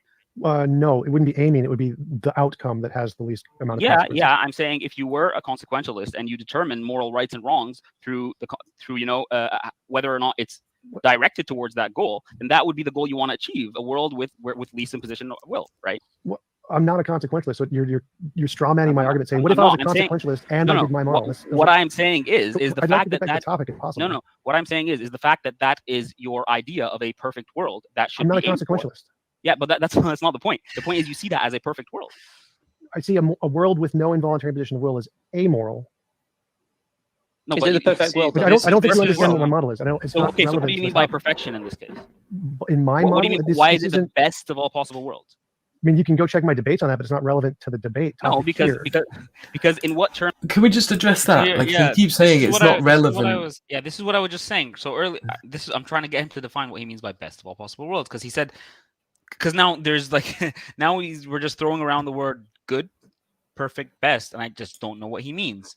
Yeah, exactly. It seems incredibly relevant. Amoral. Yeah, it's very relevant. Yeah, because we're using these words, and in order to be able to have a conversation, we need to try to understand how each other are using them. And if he just refuses to address that, he refuses to make things clear. What is it we're discussing here when we're using these terms? Tell us, when you're using these words, what do you mean exactly? And he has to tell us, because he's arguing in favor of this argument here. He's trying to put forward a particular case with regards to this evil God whole notion. And it's not just about the words though, right? Because he's trying to say that it's irrelevant to the discussion. How is it? I'm trying to say that you have this model of morality where you have in mind a specific world that is perfect. So what's morally right and what's morally wrong, and what is perfect, which is according to amoral somehow. But then the issue is, how is it irrelevant when we're having a discussion about whether God is good or evil? it directly relates to your understanding of a perfect world and moral goodness versus moral evil. I mean, how is it not relevant? And I think he realized it's relevant somewhere in the middle there, and it just I just don't know how it's not relevant. I think it was immediately clear, at least to him, because he understands what I'm talking about in terms of his model. Maybe a lot of people were confused, who aren't familiar with his model, but then at least to him, I think it should have been clear how it was directly relevant to what we're talking about and how he understands good and evil and views perfect worlds. If we're having a discussion about what, the a good and evil. Yeah, exactly. I mean, a good and evil being, and like Yeah. what kind of world it lives in, etc. It seems incredibly relevant. Exactly. I don't know why. And the whole, we're gonna obviously see a lot of this now, but his, like, I don't know, man, like his facial reactions and yeah. Let's put that one aside. So let's just forget because I know. I mean, sorry, did I do that? Yeah. Go on. I mean, yeah. I know that happens, and it's sometimes in discussions, it's a good tool, right, to use that. Like, I'm not saying he didn't have anything to say, but I'm just saying if you do use certain, expressions or rhetorical devices that are not really substantive in terms of the content of the discussion, that does appeal to an audience. So I'm not saying he's doing that on purpose, but I think he is, because he gives these looks as if what you're saying is complete nonsense. Well, he is appealing to his crowd, because he was live streaming this on his channel when he was doing it, and he was talking to them when he was waiting in the thing, and so he is appealing to them, and to me it was just frustrating. It's just like, forget all of the, just express yourself, have a conversation. How is this a part of the argument? Like, forget that for a moment, like engage with what's being said, and stop like that whole bloody it's irrelevant thing, which is just becoming a huge meme at the moment. It's should we carry just on? deal with the discussion. Yeah. Let's carry on. We got another minute or so. I'm saying particular clip. Okay. It's good. Well, I'm saying there's like a physical object, like a law of nature, like gravity, that exists, and it's the instantiation of the maximization of that law. So it has nothing to do with the topic here today. Yeah, but yes, it does, because you're saying that the best of all possible worlds is one where there's least imposition of will. I want to know in what sense it is the best, if you're not saying it is a moral best. I don't think you understand my model. Like, the reason north is up is because that's the way the compass is pointed. It's a measurement of a law. This has nothing to do with the topic. That's fine. It can just happen to be a matter of fact that the best of all possible worlds is a world where there's least imposition of will. That can be just a matter of fact that we happen to find in nature. What I'm saying is, if that state is, in existence, if it does actualize, and a single being in that state isn't doing anything, then for you that would be the best of all possible worlds. No, but again, you don't understand the model. It has nothing to do with the topic. I'd like to try to get back to the topic. I think it does have something to do with the topic, because I think the idea of a being that exists alone, who is perfect, with no imposition of will, and is what I'm describing as something that is inherently good. I can't picture something that is inherently bad if it's perfect. Because if you could just keep in mind that the argument, the evil. You're being really charitable and granting him his worldview completely. Exactly. In this discussion. That's what I'm doing. Yeah. Because you're trying to get a middle ground where he can understand what you're saying and why, in this world, what he refers to as good and evil, that it makes sense that you could have a being that is good, that lives independently and alone, and that you can't have a being which is evil that lives alone, because the whole notion of evil he's defined as a relation between beings where one is acting upon the other, and in the other world he's defining it in terms of that the negation of that, which is the lack of interference. And the lack of interference doesn't require another agent. Yeah, but it doesn't require another agent. So he goes off on this which I think it's a red herring. I mean, I don't know if I don't think he's doing deliberately again, but then he says, well, it's a natural law. It's just like north is. How does that have anything to do with what I just didn't follow that at all. The ontology of morality and how that has nothing to do with what we're talking about. I'm trying to understand his conception of good or evil. Either to understand what a ideal state of existence is, and from there we can determine whether that state is more likely to result in good than evil, like as the two kings example I gave, someone in an extreme state of happiness versus someone in an extreme state of suffering. I wouldn't want to go to the guy that's suffering. Or to determine what he defines as morally good and morally evil, so that we can see, how we can apply that to the discussion. It's extremely relevant. It's very relevant, and I think it's obvious. So, Yusuf, there's a clip that I want to show from, because obviously Tjump mentioned, he said, well, he's laid out his moral epistemology and ontology, the video. So I want to go to one of the videos. It's in the WhatsApp group. I don't believe it. I've got too many tabs open, man. Is that? There it is. It's the first link in the main block. Can you see it? You've got like 50 main blocks, bro. Which main block are you talking about? It says Cosmic Send the link Skeptic. again. Send the link Okay, again. yeah, let me send the link again really quick. Copy link. There we go, that one. Okay. Yeah, and go to 14 minutes 30 seconds. So remember, he's saying that. While Yusuf is going to the video, there's a comment here, guys. The argument of the evil God is an internal critique of theism. Of course, Tjump's view on morality is irrelevant. I don't know why you spend time on this. How is it irrelevant? If he's doing an internal critique of theism, and we're necessarily using words like good, evil, best of all possible worlds, how am I supposed to understand what he's saying if I don't understand his, definitions of these words, and he doesn't understand mine? We need to come to some kind of common ground, So that's the point. I am saying that based on his position, his internal critique of theism should look like this.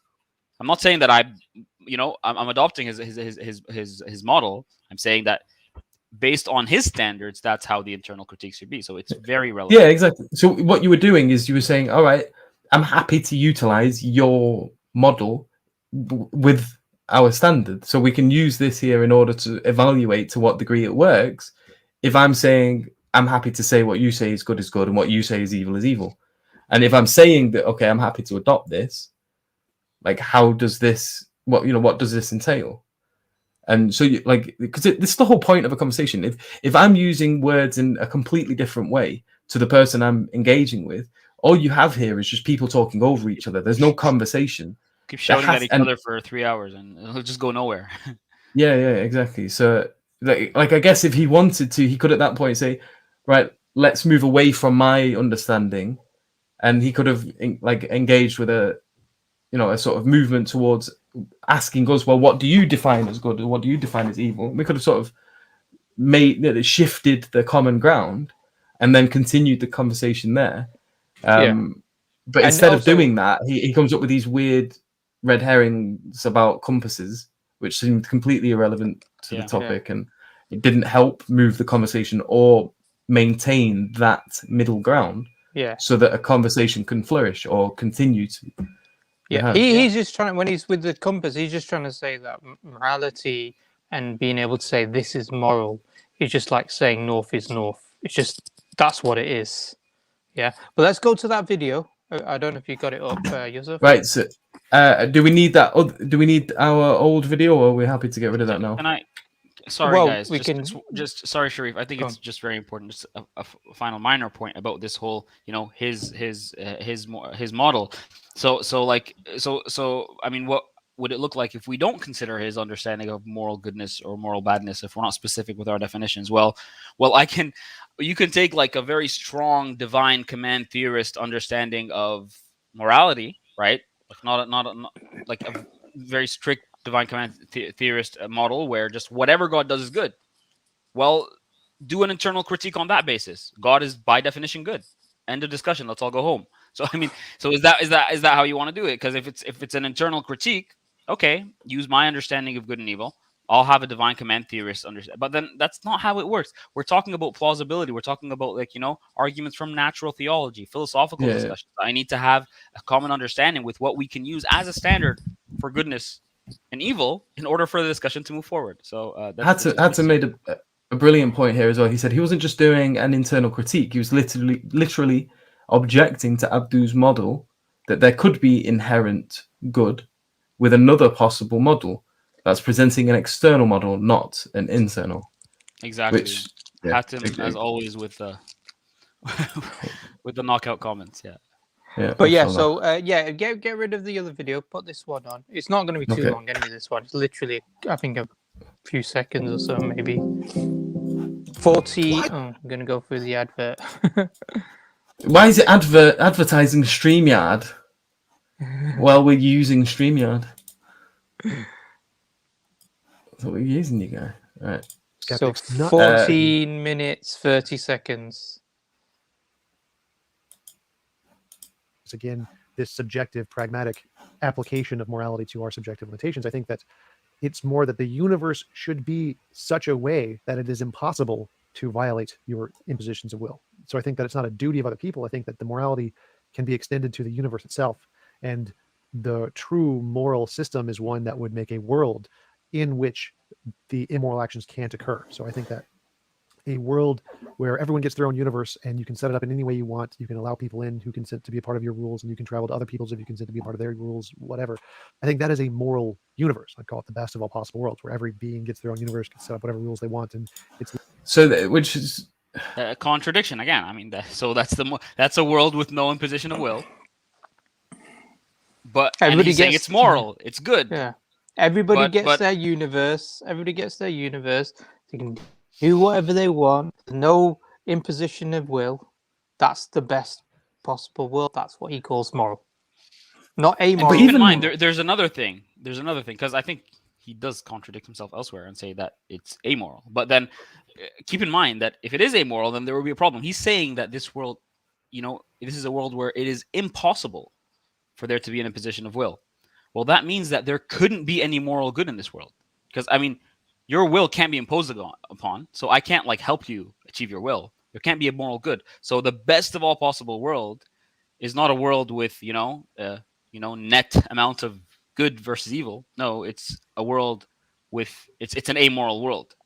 And in that sense, if he would want to say that there's a better world and adjust his model, then there will be a problem, because then you would have to say that this world where there is actual goodness, there has to be a possibility of imposition of will for me to come forward and help you.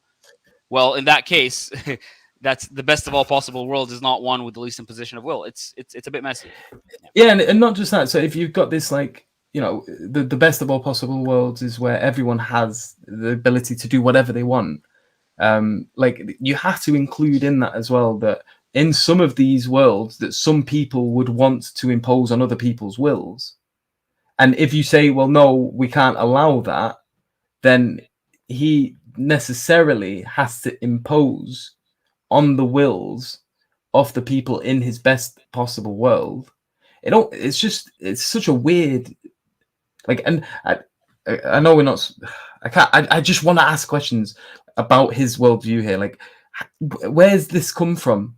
It feels like he's just pulled it out of a hat with a rabbit. That's a good question. I don't know if I should go into that now, Sharif. I'm not sure what clips. Maybe we can hold that and we'll do a separate video. Maybe just going into. No. Yeah, I get what you're saying, but it's not. It's relevant to this discussion, because remember one of his main critiques at the end, when he saw where the asymmetry was going, the one I was presenting, it was like, well, you just made this standard up. I can make another standard up for goodness and evil.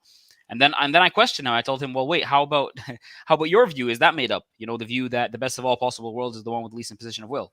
He's like, no, it's based on empirical evidence. Okay, so his is not made up because it's based on empirical evidence. But so the view that imposition of will is evil is based on empirical evidence, but the view that happiness is good is not. I mean, yeah. I mean, so it's made up, right? It's made up, and we can't use our intuitions and stuff. I'm not sure if he says that, but then he uses intuition. And I've seen him say this. He uses I think he actually said that, intuition and moral progress. So he uses these things to come up with models, not just for what he subjectively thinks is good and evil. Keep in mind, he makes a much bolder claim as a materialist that there is, based on these intuitions and moral progress, empirical evidence, however he wants to put it, there's an objective moral standard in reality that is like a physical thing, a particle or something. I mean, that sounds ridiculous, no disrespect. But then there's this objective moral thing that's independent of human minds, and he bases that off of these things like intuition and moral progress. But then when I base my understanding of objective morality when it comes to the ultimate foundation of reality on my intuition, moral progress, empirical evidence. I mean, come on, happiness. I mean, how obvious do you want it to get? That's suddenly I'm making things up. You wouldn't even get off the ground with your model. I know, but this is the thing. I've never heard his model outside of him.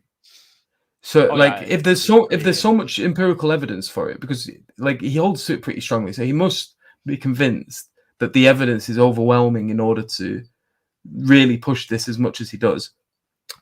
Like, what other philosophers or what other scientists or empiricists put this view forward?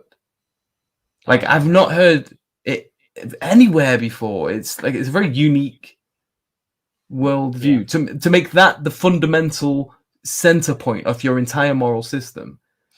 Yeah, and this is a man. I mean, I don't want to get off on tangents, but this is Tjump. I mean, we'll go back to I want to say this is a man. I don't mean disrespect, because really, I don't mean to disrespect him. I don't have anything against him. But the point is, he rejects truth. So right. So I've seen him say that he rejects the idea that truth exists. Right. So I mean, are you talking about moral values? Truth bearers. Yes, truth bearers. Okay. But moral values, or more objective morality exists, and it's grounded in something physical, right?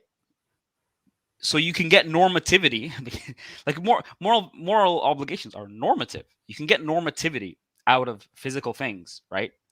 But I can't make an argument for the fact that normativity is grounded in a mind, a foundational mind, because I assume he completely rejects the moral argument for the existence of God and finds it completely ridiculous and stupid, made up stuff, as he always that's his basic critique of arguments in general. Then I can't do that because what? Like, so you can ground it in a particle. This particle gives us our moral obligations. I mean, how ridiculous does that sound compared to there is a mind that gives us these moral obligations? Really? So I mean, if you're talking about sounding ridiculous, no disrespect, really, one person is saying, hey, there is a person who is giving me obligations, versus another who is saying, hey, there is a particle that is giving me obligations. I mean, you guys make up your mind which sounds more ridiculous, really. Should we? Yeah.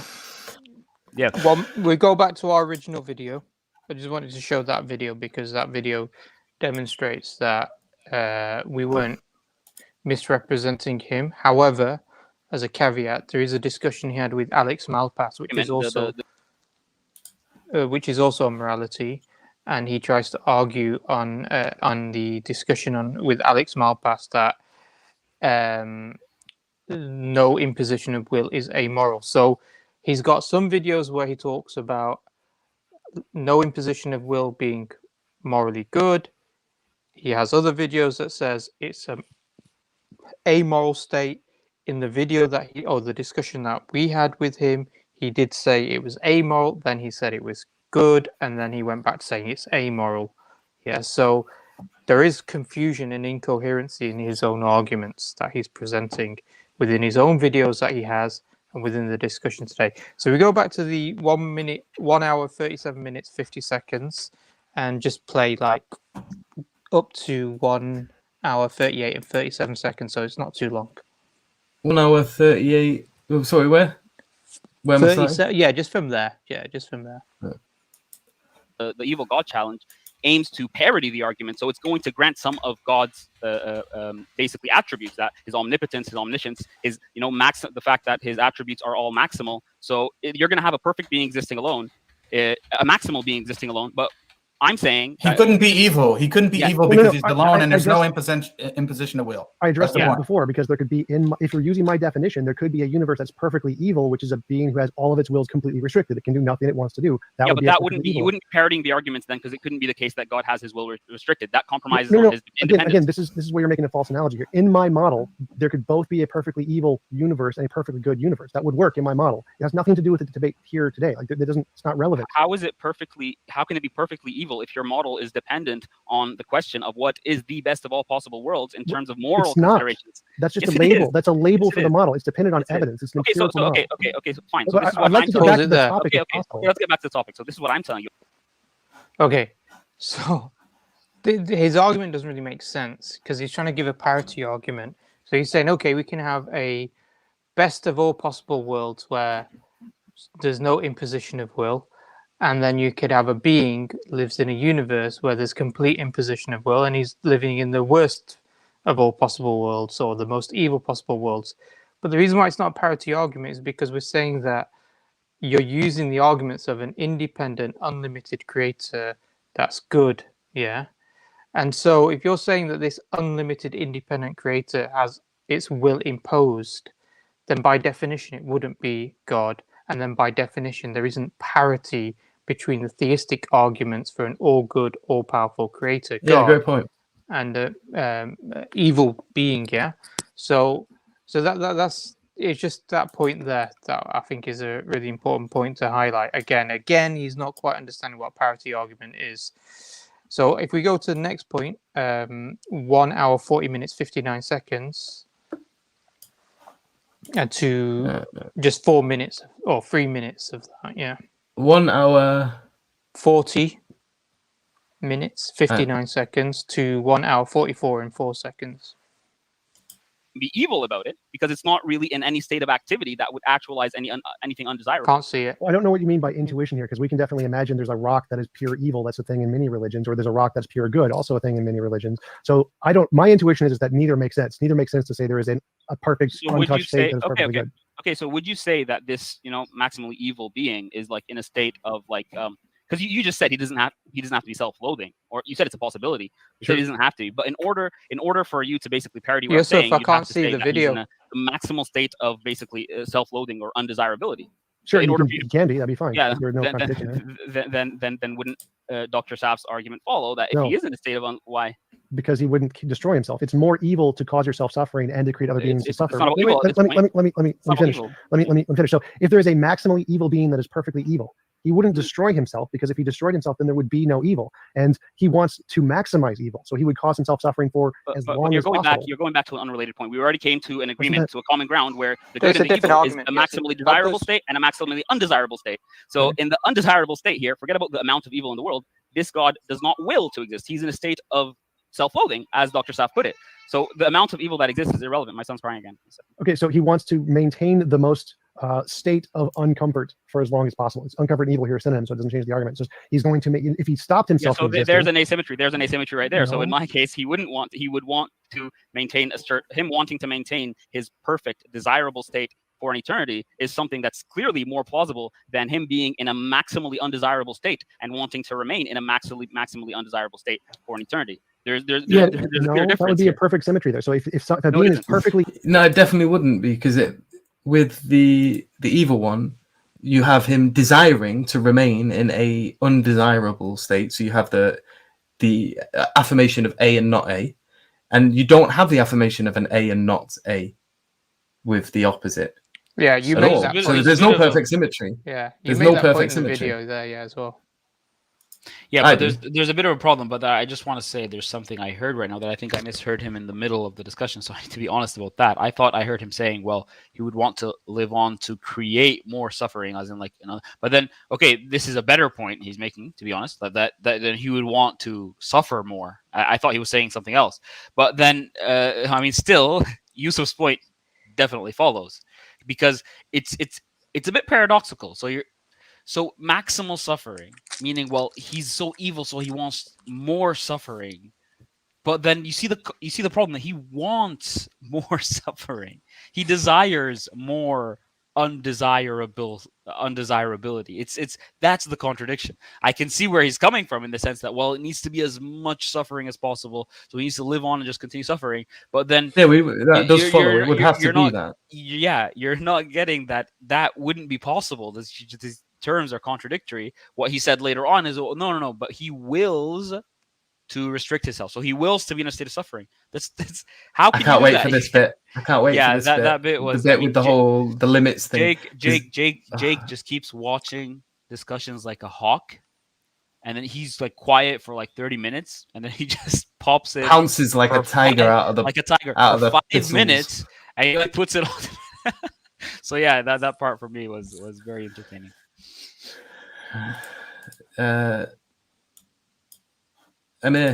What are we doing here?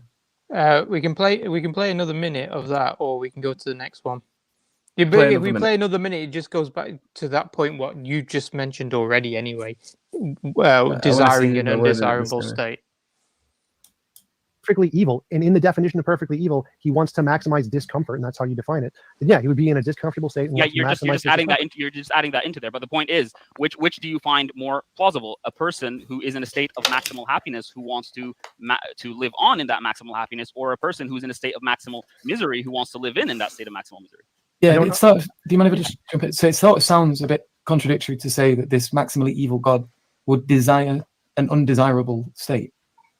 No, that's just a fragment of language. So if he's maximally you need to evil, parody my argument, though. Well, I want to address his point first. So if he's maximally evil, his goal is to maximize evil. Yusuf, Or, if you or can so pause, whatever pause you it are, there. discomfort, it could be discomfort. Yeah, he I doesn't get just because want to say before you guys comment, I just want to say that Yeah. Yusuf was coming in to make a very strong point there, and I shouldn't have cut you off. So I'm sorry for that. So I think no, Yusuf sorry. was coming in to make the main point here, right? So that's yeah. Yeah, but there's no point. He doesn't go on to address your point, Yusuf. No, He no, doesn't address it at all. Can I just, because I want to show that, because basically he just goes on, he goes, no, blah, blah, blah, blah. It makes it sound like we've misunderstood something. And then he goes to repeat the very thing that was being affirmed in the objection. Yeah. Like, So he there are doesn't two address the things. objection. There He just are two addresses sides what to it. we agree on, what we Yeah. affirm together. There are two sides to it. Your one, Yusuf, is the stronger one, right? I made it earlier on in the discussion when I told him that, well, if you say that that's going to happen in terms of like, him desiring to be an undesirable state, then you're not really parodying the argument properly, because you need to maintain the other attributes, right? Which is omnipotence and power and stuff like that. But then you made it just in a very clear way there. But then I was focusing on a different argument. So I was focusing, because again, he approaches these discussions with the idea that he can just give you a logical possibility to create a symmetry. But then I was telling him, okay, so let's assume maximal suffering and maximal happiness, right? If he's entertaining the idea that the God can kill himself, forget about whether it's possible to be in a state of maximum suffering or not.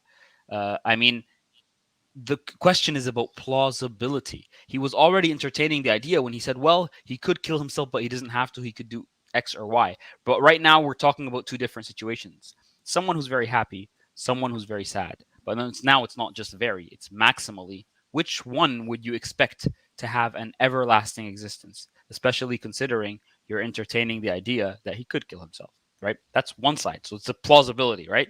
But then the more basic point is that he couldn't be in a state of maximum suffering anyway, because of the point that Yusuf intervened and made. Yeah, exactly. And then he doesn't entertain it at all. Right, should we get to the next one? 1 hour, 55 minutes, 35 seconds to 1 hour, 56 minutes and 19.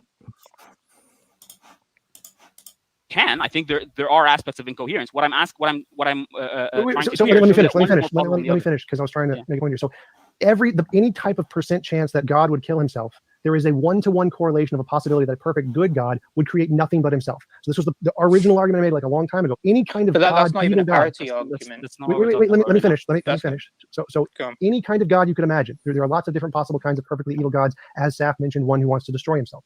And there are infinitely many possible kinds of perfectly good gods, like the kind that only creates himself or only exists as himself. So any of these alternate possible kinds of evil gods you promote, there's also a possible kind of good God that does nothing and just exists himself and nothing else. That was the argument I made a long time ago to refute that. I grant you. Yeah, exactly. And there is no symmetry here.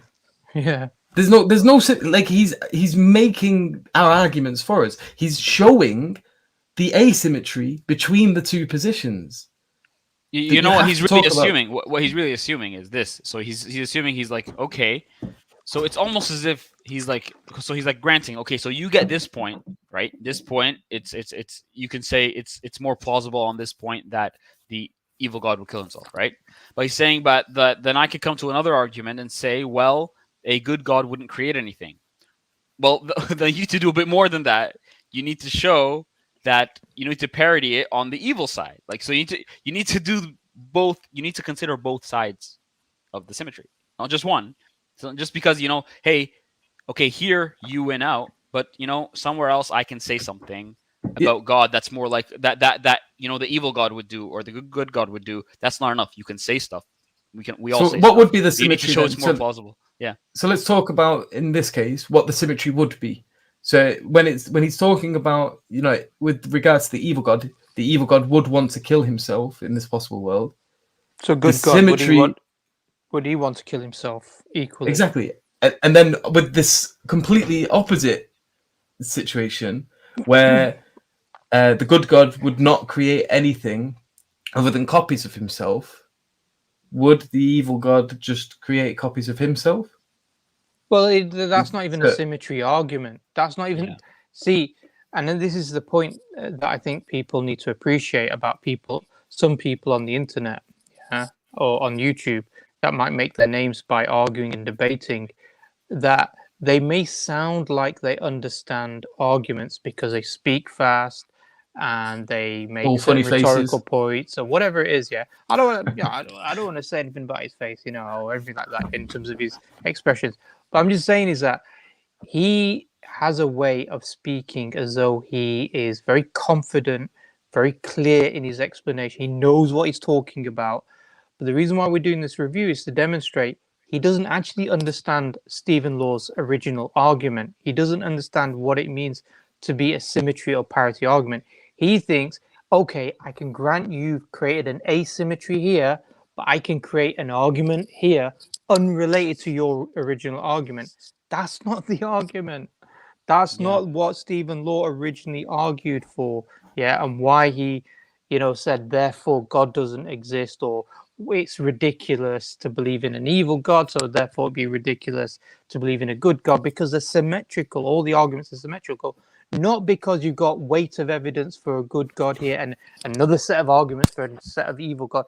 Arguments for an evil God. You need to consider them all individually, and really all you need is an asymmetry in one place. And I think we have asymmetries in many. That's apart from the pragmatic arguments, the Pascal's wager consideration, the arguments from Revelation. I mean, we're really just playing on the atheists, playing field here. We're just entertaining it for the sake of it. But that's not to say that, even according to Stephen Law, this is all like other things equal. We have other reasons for this. But if we're just considering the philosophy, I mean, then the parity needs to be done properly. So yes, Yassine, I was just going to tell you to bring this up because come on, Yassine, you're smarter than this, man.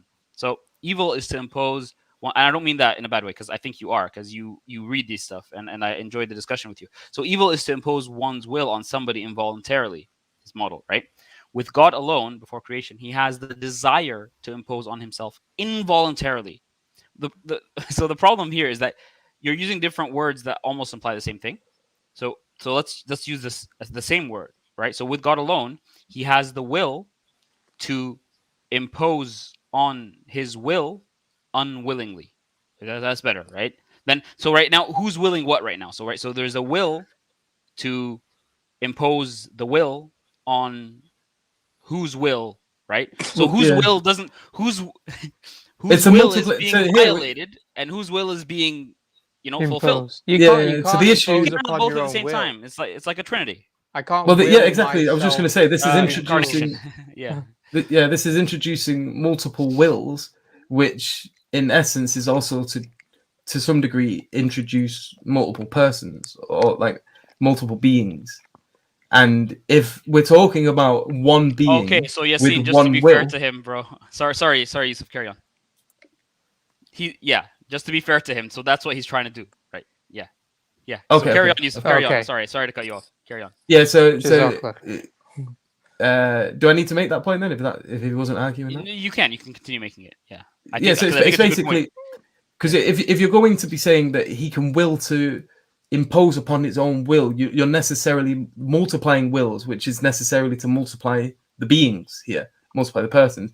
The argument from the theistic position, which the evil God argument is trying to mirror, is that you have one being with one will, not multiple wills. So you can't have a will to override his own will, because he's at any time whatever he's willing is what he's willing. You can't, and if you're trying to say that he's willing and not willing the same thing simultaneously, then you're saying that you're putting forward again another contradiction. You're saying that this God is willing A and willing not A, and that the willing of A has overcome his willing of not A, which he's doing simultaneously. And so then he's powerful and subject to something greater than himself, which is himself. It just like it just becomes gobbledygook. You're, like the whole like trying to assert these things in conjunction with one another just turks to like completely meaningless. Just yeah, meaningless. it's like you might as well be speaking tongues. Like, where's you at? You better be like you're not. Yeah. There's no substance to what's being put forward here. Cool. Should we go right? Let's 1 hour 59 minutes and 26 seconds to 2 hours 2 minutes and 47 seconds. 26 towards seconds. the end. 1 hour 59 minutes 26 seconds. Yeah. Okay, let me try to explain again. So there are many arguments that can go against an evil god, and there are equally as many arguments that go against a good god. So you can say there is a disparity in this one argument against an evil god. I can say there's a different argument that's a disparity against a good god, and that's a parity. That means there's a one-to-one correlation. So like if I say, here's an example of an evil god that would not work for some reason, and you could say, or I could say, here's an example of a good god that would not work for some reason. That's a parity argument. So now there's one good god and one evil god. Both of them don't work. So we can rule those out, but that's one-to-one. That's a parity. No, but Tjump, that's not the evil god challenge. The evil god challenge is to say that the theodicies are symmetrical. Yes. Yeah? That's the argument. Yes. Now, it's not saying that, well, there is this one argument which proves an evil god over a good god, and then there's another argument that proves a good god over an evil god, and therefore they're symmetrical. It's not saying, it's saying the exact same argument the Odysseys used to prove a good god can be used to prove an evil god. Right. Now, Abdul has given you one asymmetrical argument that you haven't really addressed. Sorry, Dave, not addressed is specific. Not talking about any of the other arguments. In a specific argument. The symmetry, the evil being problem or challenge rests on at least three symmetries. They all have to hold for the challenge to hold, and that is the fact that an evil being and a maximally malevolent and maximally benevolent being are equally coherent. Equally, two, that all natural theology arguments must point to both a malevolent being equally to a benevolent being, and thirdly, there has to be a symmetry in the theodicy. So for the evil being challenge to hold, those three dimensions of the symmetry have to hold. But all the objector has to do is show an asymmetry in any one of those. Right, remember, so it's not a logical argument. It's not it's just it's an attempt to undermine the evidence or justification for belief in the kind of creator that's omnicompetent. So let me try to explain it this way. So I can say an all good God would contain the property of a round square. Now, obviously, I've just made up a property that has nothing to do with goodness and said it's a part of goodness. Now, obviously, that would be an argument against the good God, because if goodness contained a round square, obviously the good God wouldn't work and the evil God would work. That means, does that evidence of the evil God? Well, no, because making up a property that has nothing to do with goodness wouldn't be like something that would actually count, because you just parried it. You could make up, say, no, an evil God is a round square. And so the fact that you can make up, I agree with let me finish. So you can make up a property like discomfort, which has nothing to do with good or evil at all, and just arbitrarily put it into good and evil, isn't evidence that you're right. It just means you've made up a property that has nothing to do with good or evil, and said, well, if there's this made up property, well, then maybe an evil God is less likely. But again, that property has nothing to do with good or evil, so it doesn't have anything to do. Yeah. So I think you can carry on for a few seconds, but okay. Well, what we could just give the response, because I mean what I said to him is that, I mean, you're right. You're right. I think the first thing, Abdul, is this: you have to explain. Tjump began in that clip by talking about, I could give one argument here and another argument here, and what you can argue for the good God here, I could argue that a good God doesn't exist here. Yeah, whatever it is. Yeah.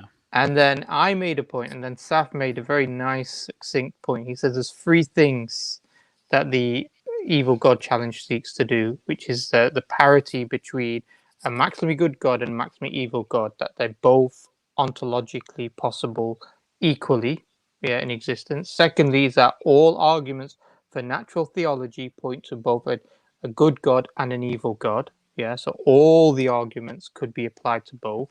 And thirdly, is that all the theodicies that you use to explain away evil or explain why evil exists in the world can also be used to explain away good, or explain why good exists in the world when you've got an evil being.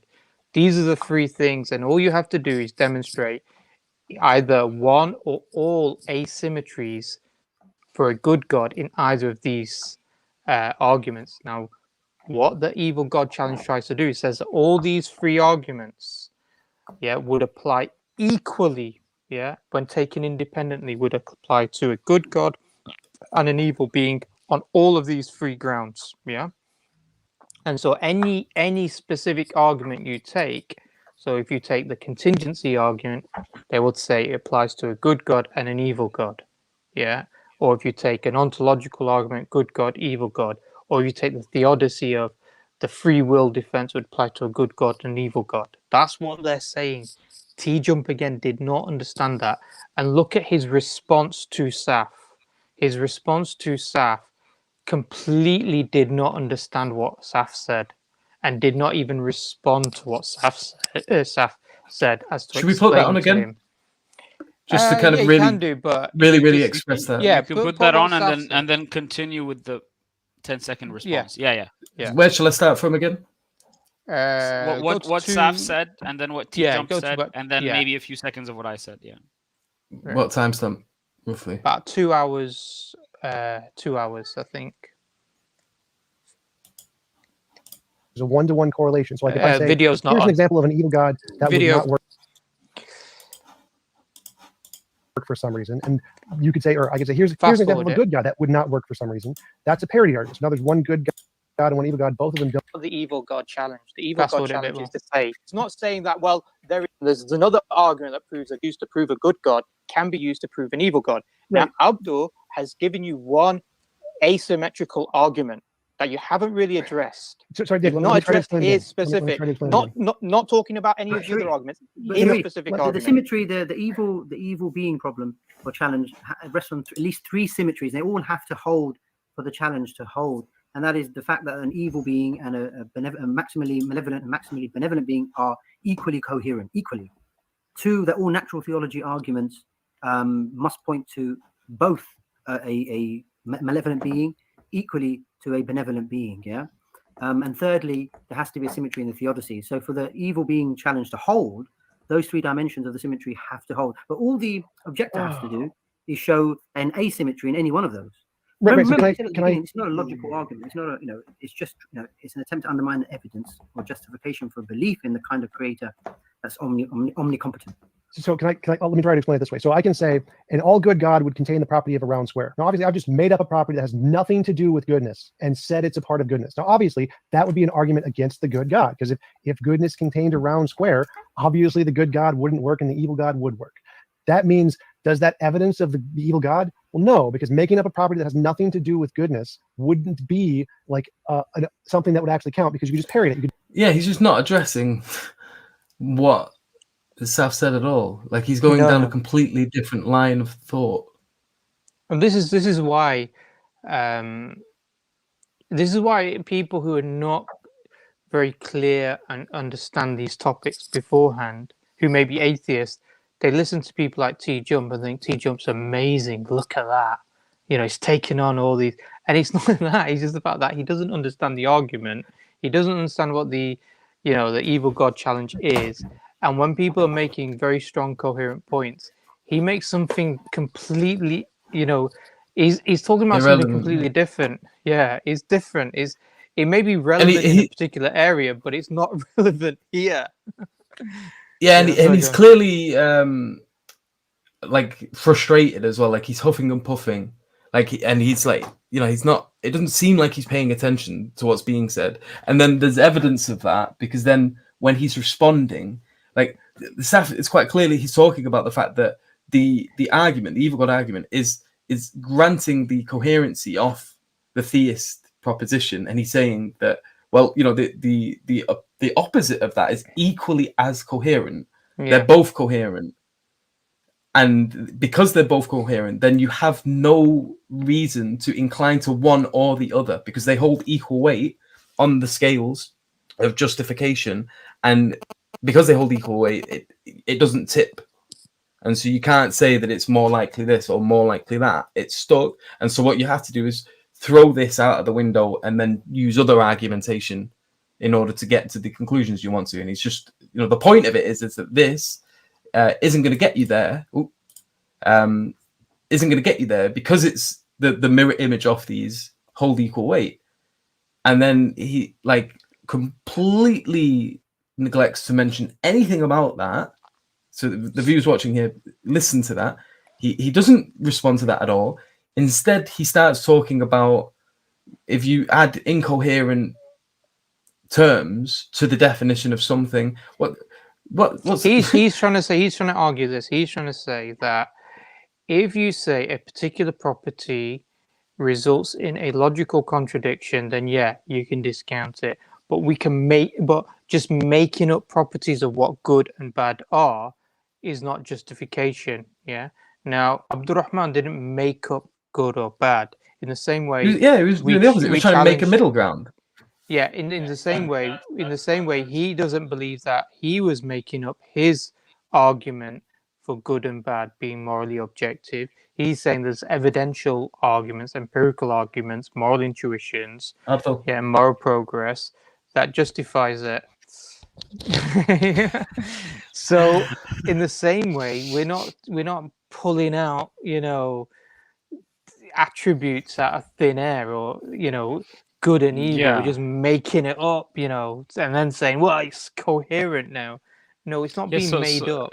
Yeah, so he was so I was focused on the argument I was providing because I didn't want to get him off of that. So I wasn't really focused on the point you were making, Sharif, which was a good point. I just have a problem listening while I'm talking. So, but then yes, so he doesn't really understand what the parity arguments, how they work, or I mean, if he does, he wasn't representing. No, he it didn't properly understand it. He didn't understand it. He was taking more of like a Draper. Paul Draper, the approach he takes about the arguments for the existence of God collectively. You have like the problem of evil. Well, that's more likely on naturalism, according to him, and consciousness. Well, that's more likely on theism. So he does that, and then he says, well, the intrinsic probability of theism is higher, and on that basis, he makes his argument. But that kind of undervalues the value, the force of the evil God challenge from an atheist perspective. I don't think it even gets off the ground, to be honest.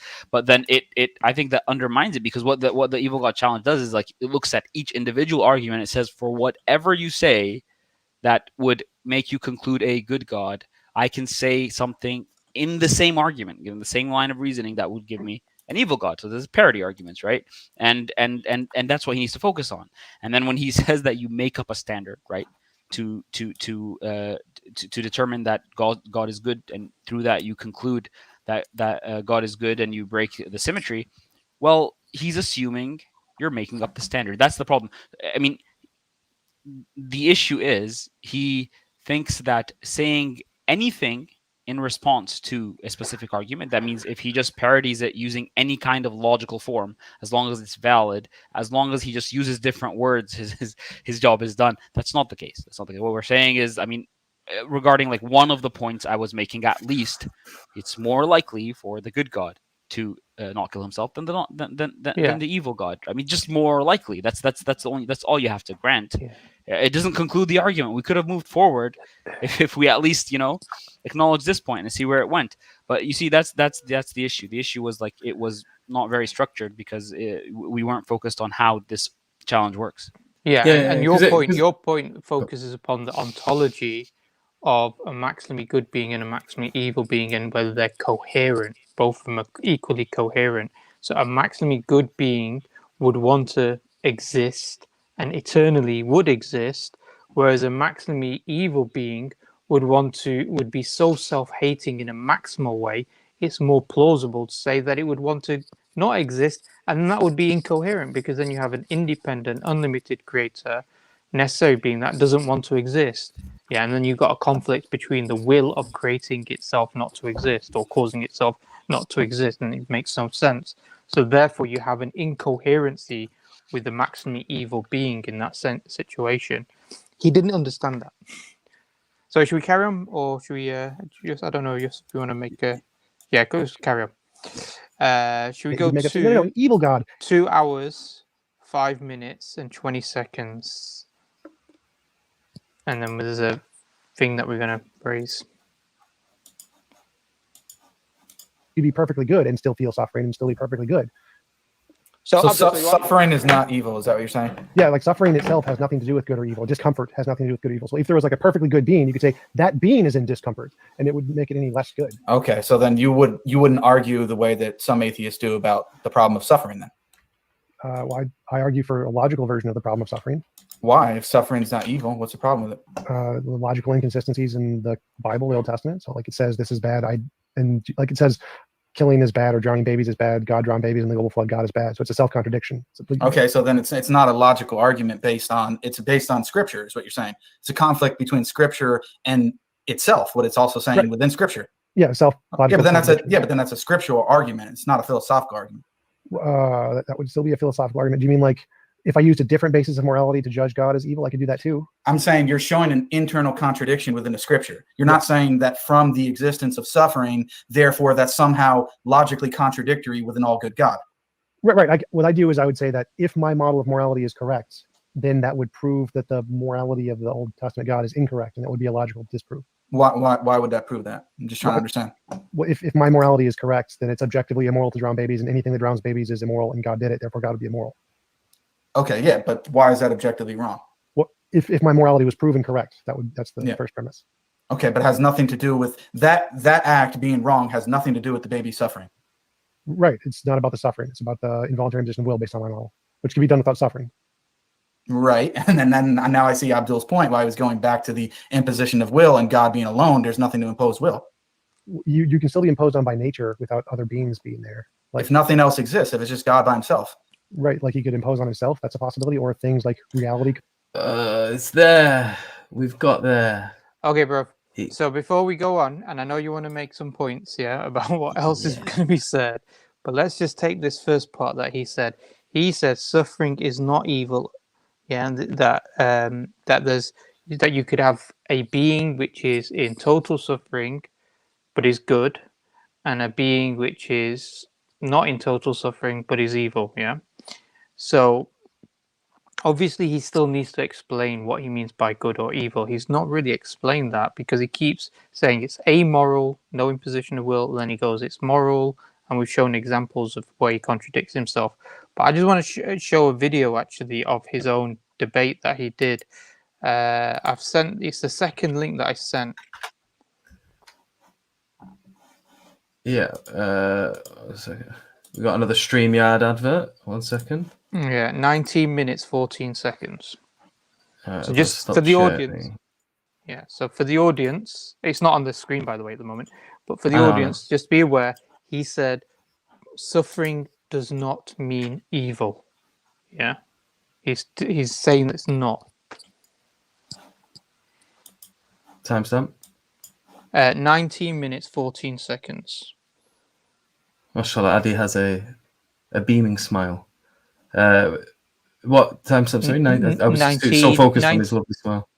19 minutes, 14 seconds. 14. Okay. Yeah, there.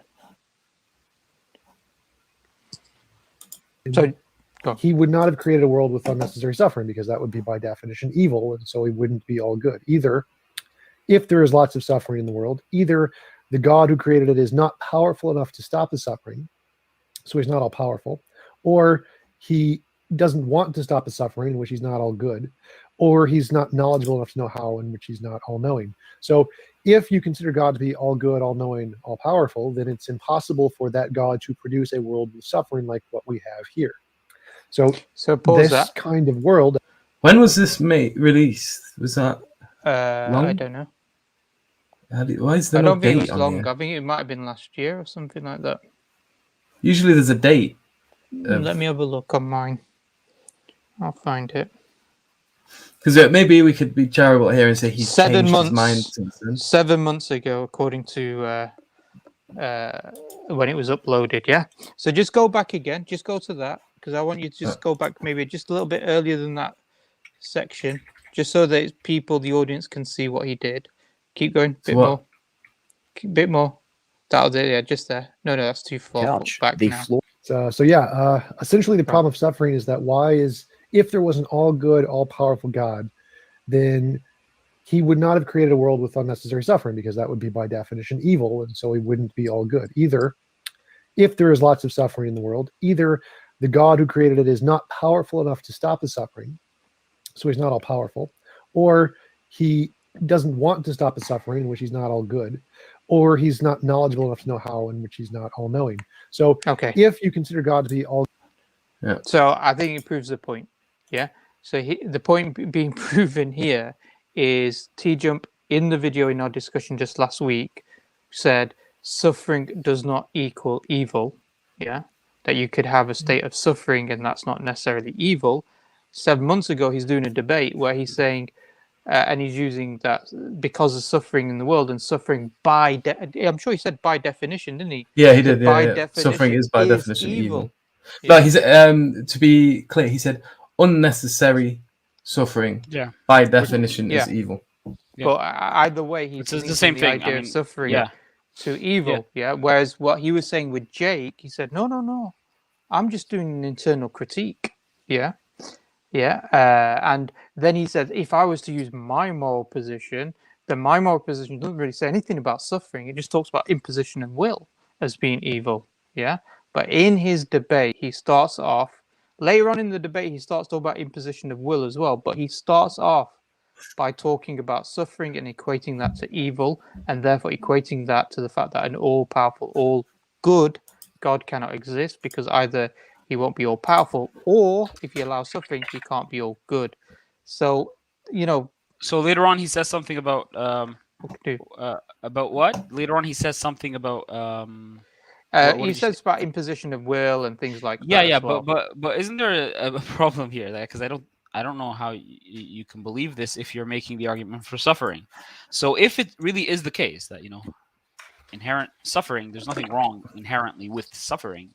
It's suffering that is imposed on the will. Then why is it suffering he's talking? Why is it the problem with suffering? Yeah. So, how about people who are unwillingly happy?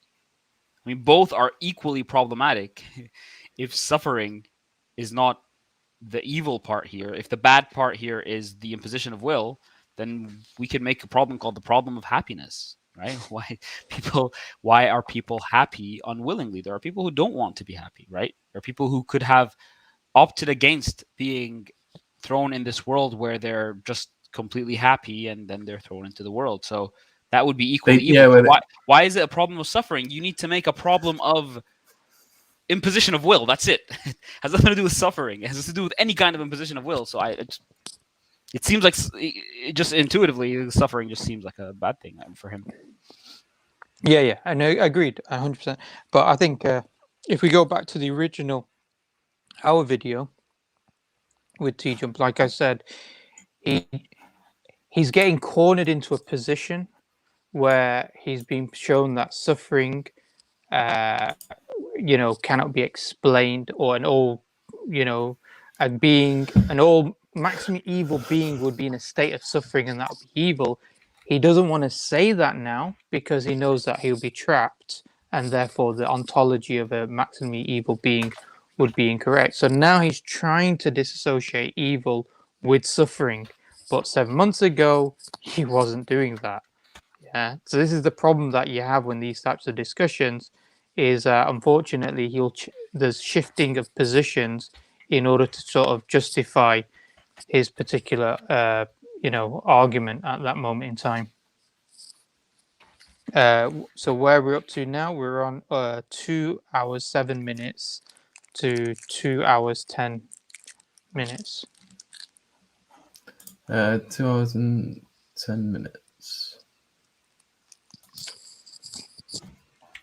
So 2 hours 7 minutes. Yeah.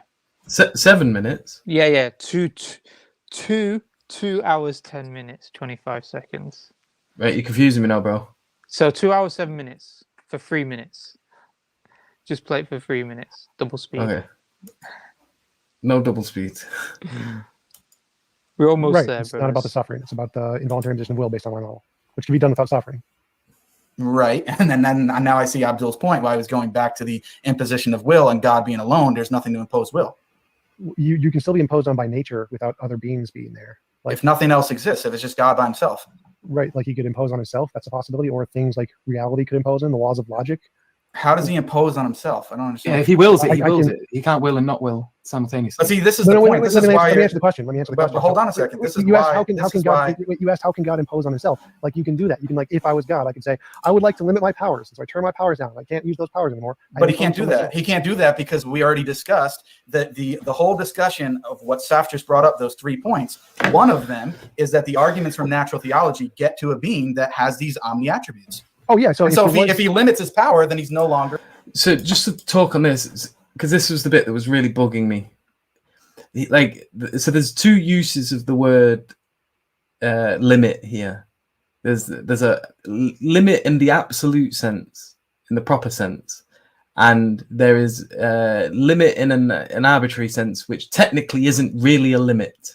Like a nominal sense, right? Like I limit myself from getting up right now. I just and so there's 2 definitions here we're working with, and it's like, for example, so you have the word nothing, and there's 2 uses of the word nothing. You have nothing in the absolute sense, and then you have like when I say, oh, I have nothing in my cup, like it doesn't really mean nothing. Like there is still matter. Yeah, exactly. This of a particular thing, absence of a particular thing. Now, when we're talking about, like, when we say it's absurd to say God can limit himself, we mean in the sense of an absolute limit. Like, that he can't, his will cannot be limited in the same way, for example, that like I am limited. Like at the moment, I cannot go to Mars. Yeah, that's an absolute limit. It's not something I'm just like imposing on myself and maybe I could do it later if I really wanted to. Like, no, it's an absolute limit. And we are affirming that this kind of limit is not possible for God in terms of his will. There is no, it's not the same when we're talking here and saying, no, like Allah can't, like, this isn't a limit. And to say that, oh, he can basically just choose to not do something, like this is an abuse of the word and making it sound like, although it's the same noise that you're making, it's equivalent. And it's not a real limit. If the potential to still do the thing is always there, then it's not a true limit. Yeah. Because if it was a true limit, the potential for that act could not be present. Because otherwise, you're just saying, basically, he chose to do one thing. He chose to do a thing.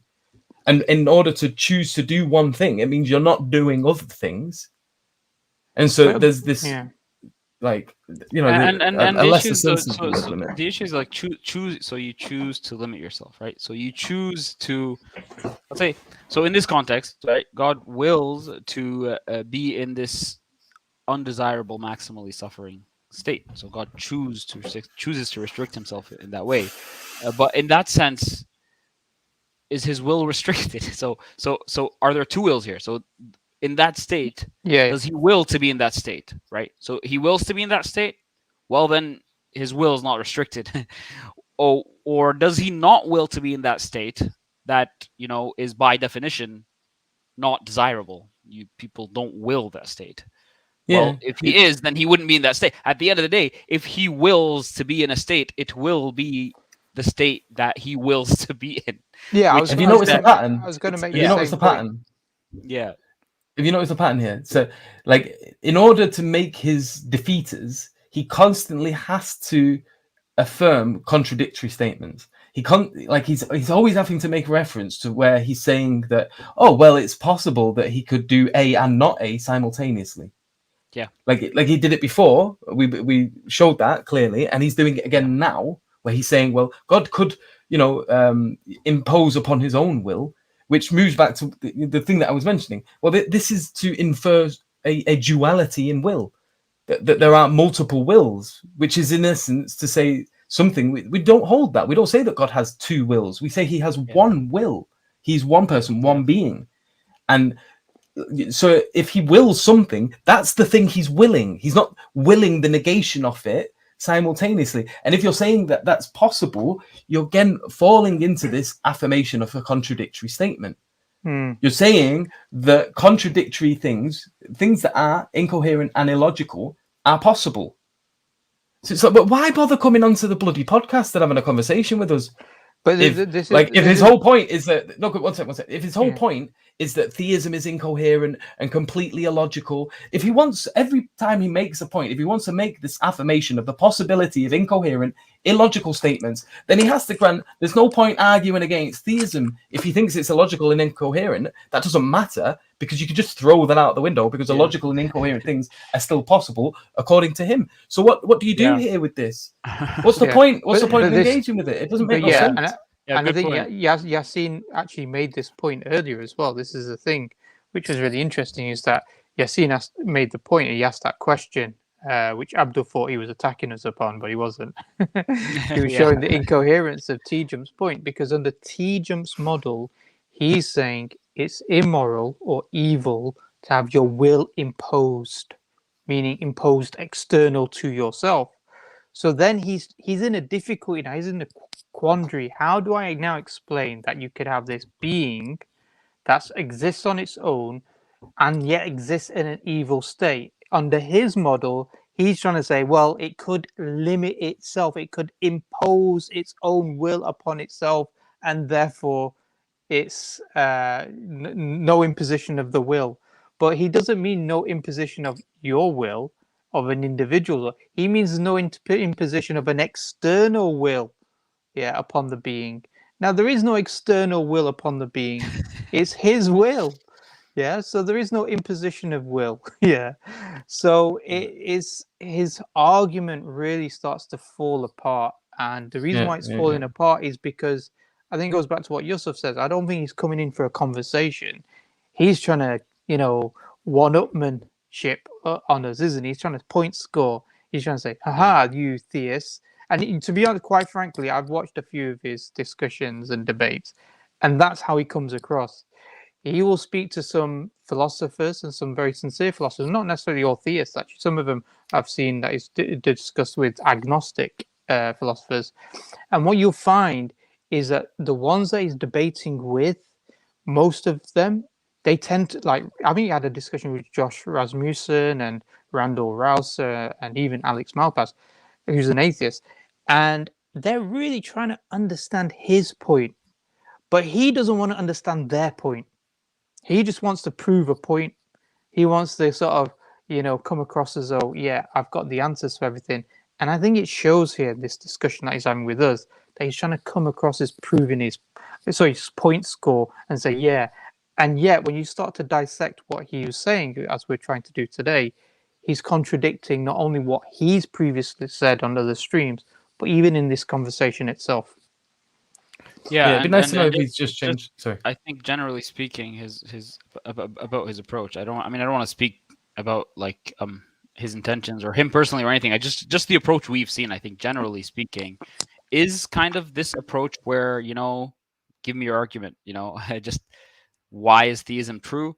Oh, it's true because of that. Well, I can, take that argument and just change the words around. And I can explain it using some fundamental particle but that's not how arguments work. Seriously, you need to take the argument seriously and understand the reasoning for them and see whether the reasoning for the argument that is provided for the existence of God is on par with the parity argument that you provide, in the opposite direction, right? So, just because you can say something that is not contradictory regarding a certain set of premises, you can conclude from the premises something other than that God exists, right? To parody the theistic argument. Just because you can do that doesn't mean that the argument doesn't work. It's just means you have a valid argument. But come on, you look at there's a good example of this. So, you can give an argument, and I'm going to use the word chicken again. So you can give an argument for the word chicken, or for the existence of a chicken, and then Tjump could come along and say, well, I can give this argument in order to prove the existence of a dog. That's basically what it is. Okay, so the argument is still valid, and it can still be sound. They can both be sound. Here you need, just pointing out that the argument is valid. It doesn't.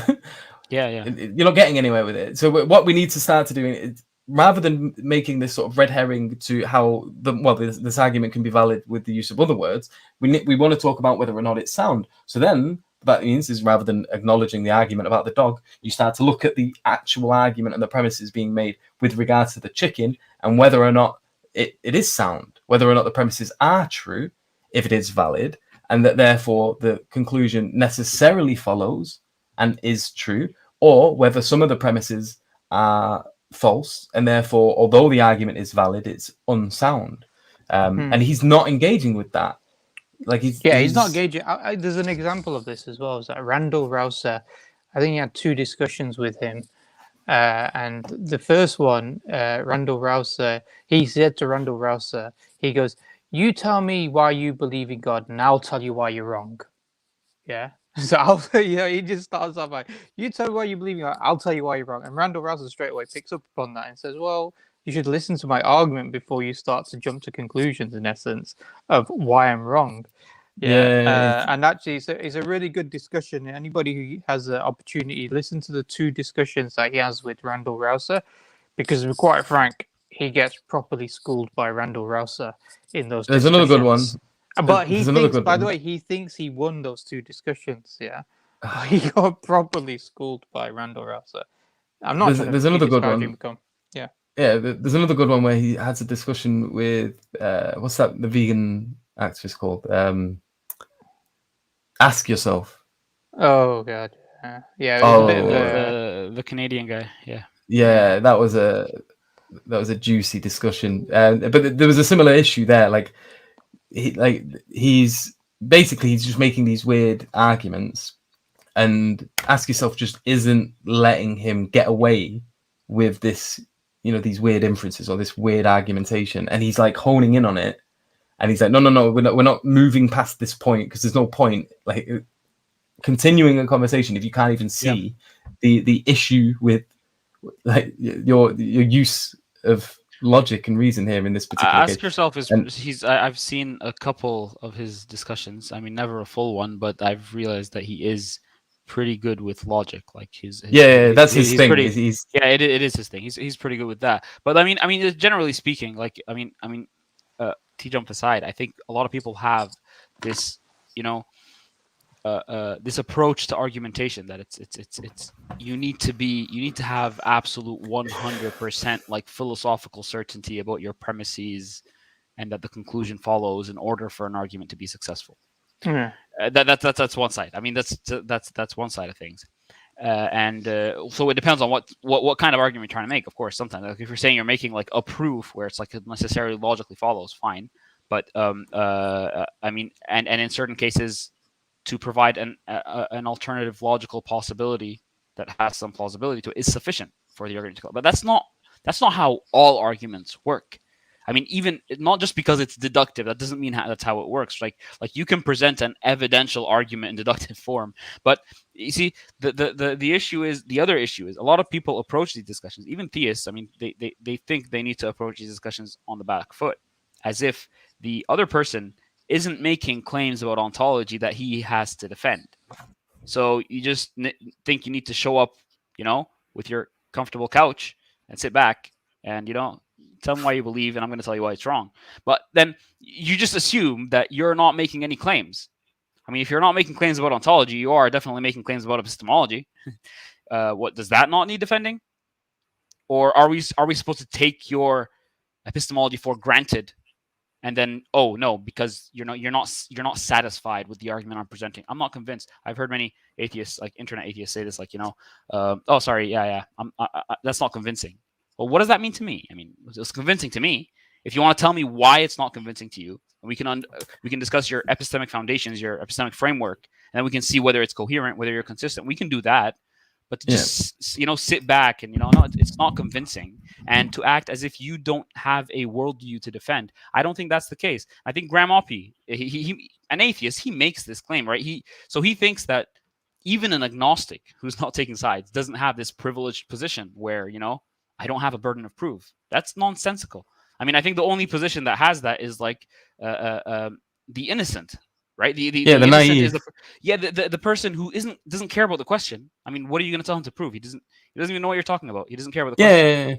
So But, this is really yeah. this is Yeah, go ahead. important because so there's a huge distinction. Like you've got people who are making claims. So like for example, we're talking about the you've got the theist who's making a positive proposition that God does exist. You have the atheist proper, or the hard atheist we'll refer to, that says God does not exist. They're making a knowledge claim. They're saying there is no such thing as an entity called God. It cannot exist. It doesn't exist. This is hard atheism. It's making an absolute claim about whether or not something exists. It's holding itself in opposition to theism. It's saying this does not exist. There's no such thing as that thing. And then you have agnosticism, which can vary. And there's agnosticism, maybe we can call it proper agnosticism or agnostic atheism, where they say that, no, both of these positions are wrong. They're wrong because I don't believe there is enough evidence to say that there isn't a God. It's still open. It's still possible. But you cannot make a strong claim like that. You cannot say that God does not exist. And they're wrong because I also believe that it's not possible for their... I don't believe that they have argued sufficiently to say or be justified in the proposition that there is a God. So my position is the most rational one because there's not enough evidence to lean that way or that way. And then there is another form of agnosticism, which is the one you were talking about, which is the one that's like, I don't know what the bloody hell's going on here. I've never heard any of these arguments. I don't really care about them. I'm more fussed about earning a wage, getting things I want, and, you know, just living life. All these words just go over my head. I'm not getting the point of the hard atheist. I'm not getting the point of the theist. I'm not getting the point of the agnostic.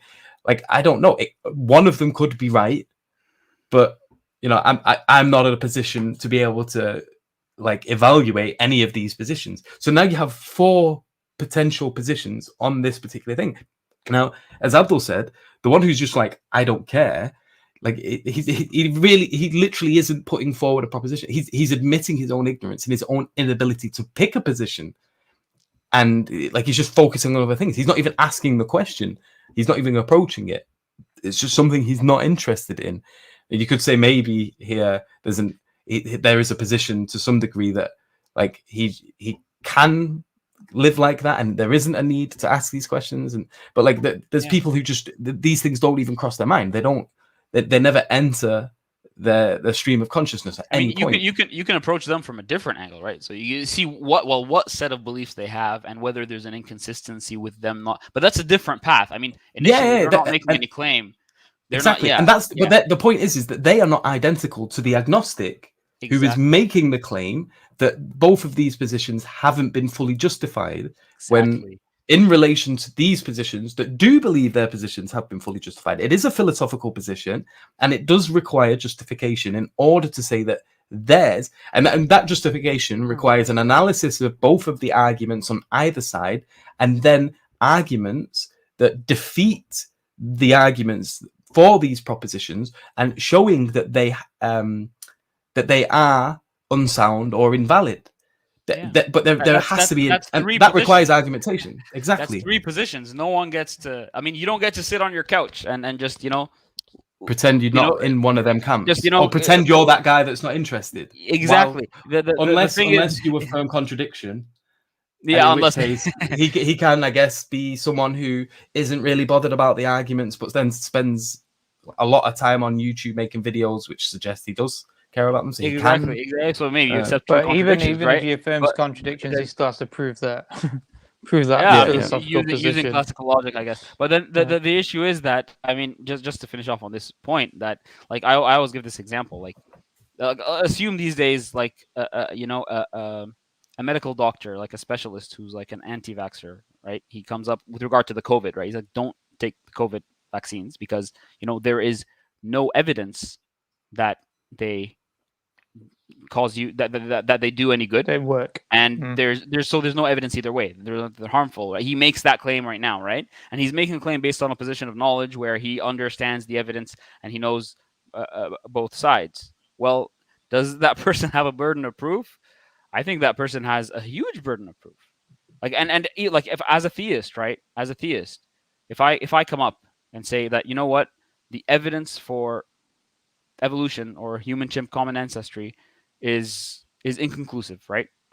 You can't decide either way based on the science. I'm gonna get grilled. I'm gonna get grilled by the science.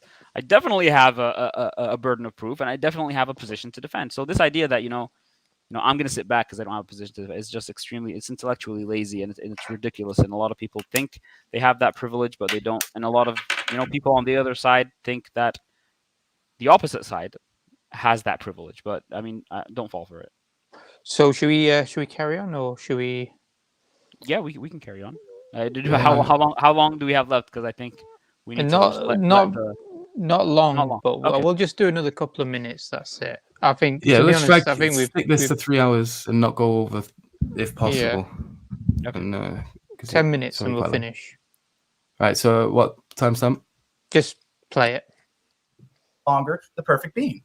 Right. So if I granted that any of those worked as actual evidence, sure, yeah, if there was actual evidence. But see, then that's the point. Then it goes back down to those fundamental arguments from the beginning, which is what I was trying to say. If you're already granting that, and the sake of argument for this granting evil what? God, this evil God discussion it's amazing that I'm having to explain this because we've been discussing this for over 2 hours and you've been listening. I don't understand why I'm having. Wait, let me see if I can try to. I think you're saying like. I'm gonna say that was a huge assumption on Jake's part to assume that he was listening. Because I don't know, I'm not getting that at all from the discussion. That if those arguments worked, then that would be evidence of God. So I have to grant those arguments, or I'm granting those arguments. No, but the discussion of the evil God, this whole parity thing, right, is assuming, for the sake of argument, we have this evidence. Okay, we're saying which one is more likely. Oh, that's a discussion. It's a reductio ad absurdum. So it's saying if you think this argument works, the way to show it doesn't work is to show that the same argument can work for the exact opposite conclusion. So it's not actually saying, it's not saying this is a good argument. It's saying if this was, wait, let me finish. So it's not saying this is a good argument. It's saying it's a bad argument, and here's how we can show it's a bad argument. We show it leads to a contradiction. So in math, we do this all the time. We're not assuming it's true. We don't assume the proof is true. I'm not saying you're assuming it's true. That's not what I'm saying. I think we should comment on this. No, carry on for a bit, because I think Jake answers the point. He addresses the issue. What I mean, evidence. So it's work evidence. Is that right?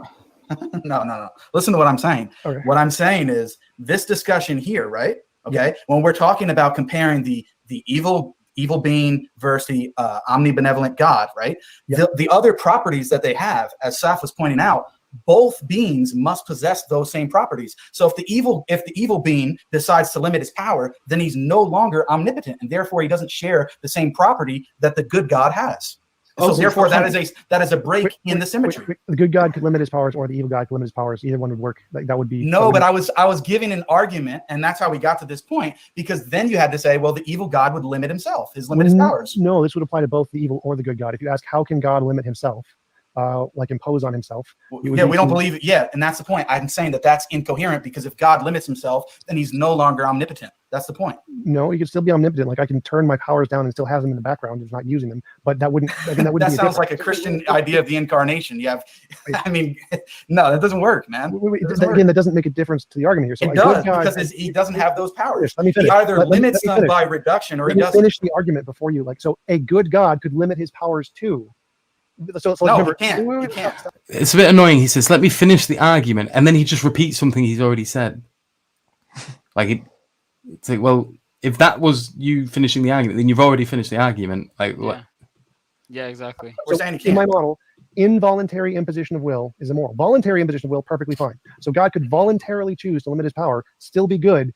And so the good God can also limit his powers if you're talking about. Yeah, we're saying no, it's not your model. We're saying that conflicts with God's omnipotence. You asked about how in my model, given my definition. No, this is not your model. You're adding a new model when it comes to God in order to avoid the conclusion of the argument.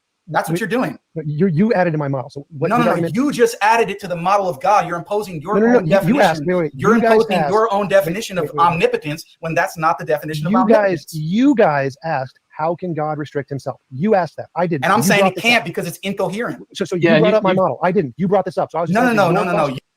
Abdul, was that you or was that No, that was you. me from the recording. Okay.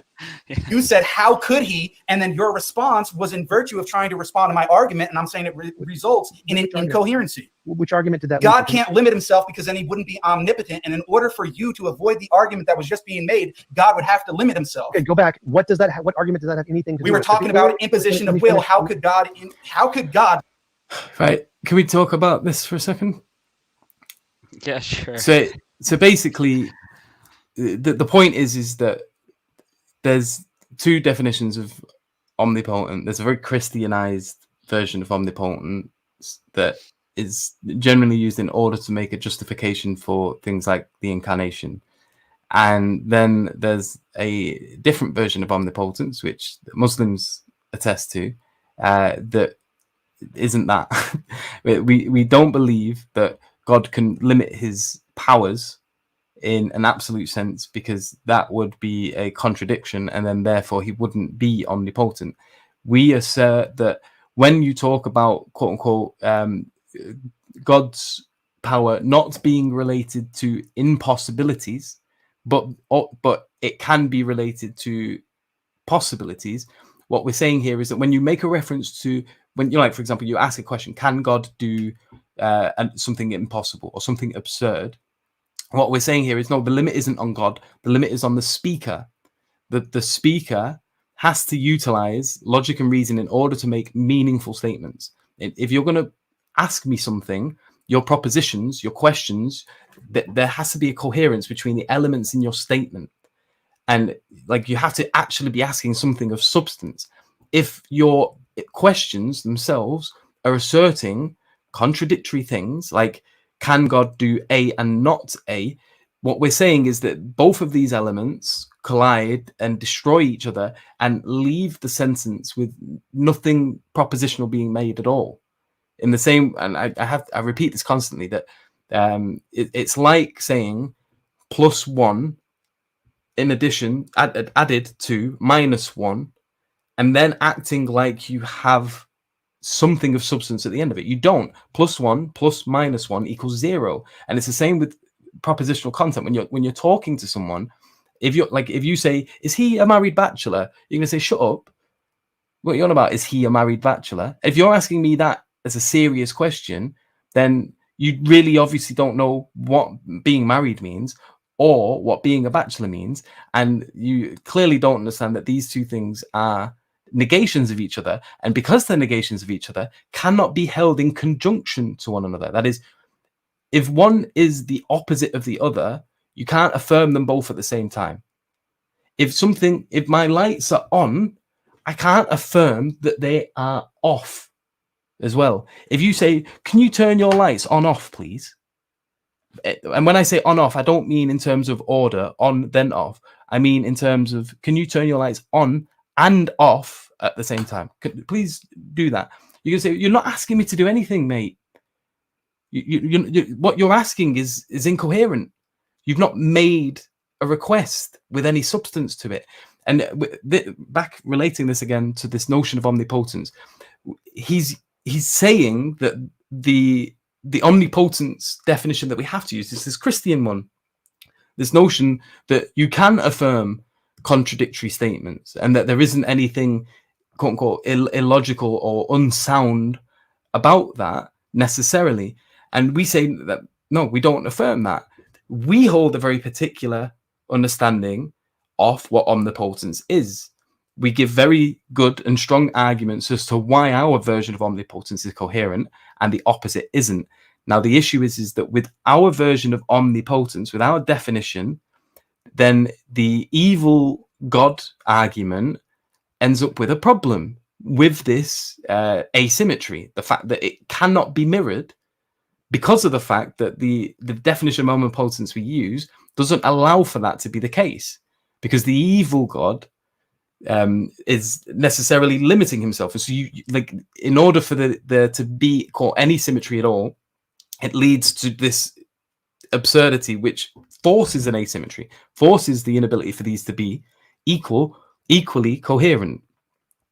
And what he's doing is he's refusing to acknowledge our definition of omnipotence, and he has to do that because if he if he doesn't, then the argument fails. So he has to transition away from the definition of omnipotence that we hold, and to assert one that we're not even we don't believe, we don't argue for, and doesn't relate to the Muslims and to Islam in any way.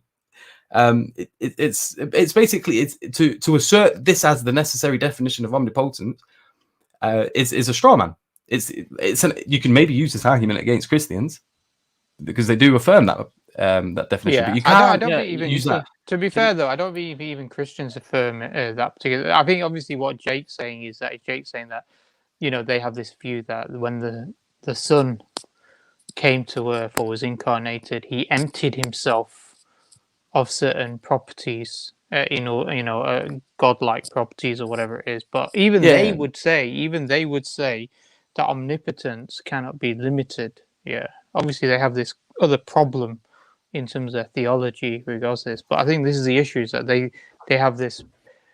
So I'll be honest with you, at this moment in time, through this video, in terms of where we're up to with Tjump, I didn't really understand what Tjump was arguing for. He just seemed to be arguing in opposition of everything we were saying. Sharif, I don't know what Abdul. What was his argument at this moment in time? I don't know what his argument. He was trying to say that he can limit himself in the sense that. But how's that got any relation to the evil being? I didn't understand what. Because he saw where it went. So the idea is, well, can he be in a maximum state of freedom and desirability, and then nothing can impose on him, right? So nothing can impose on him.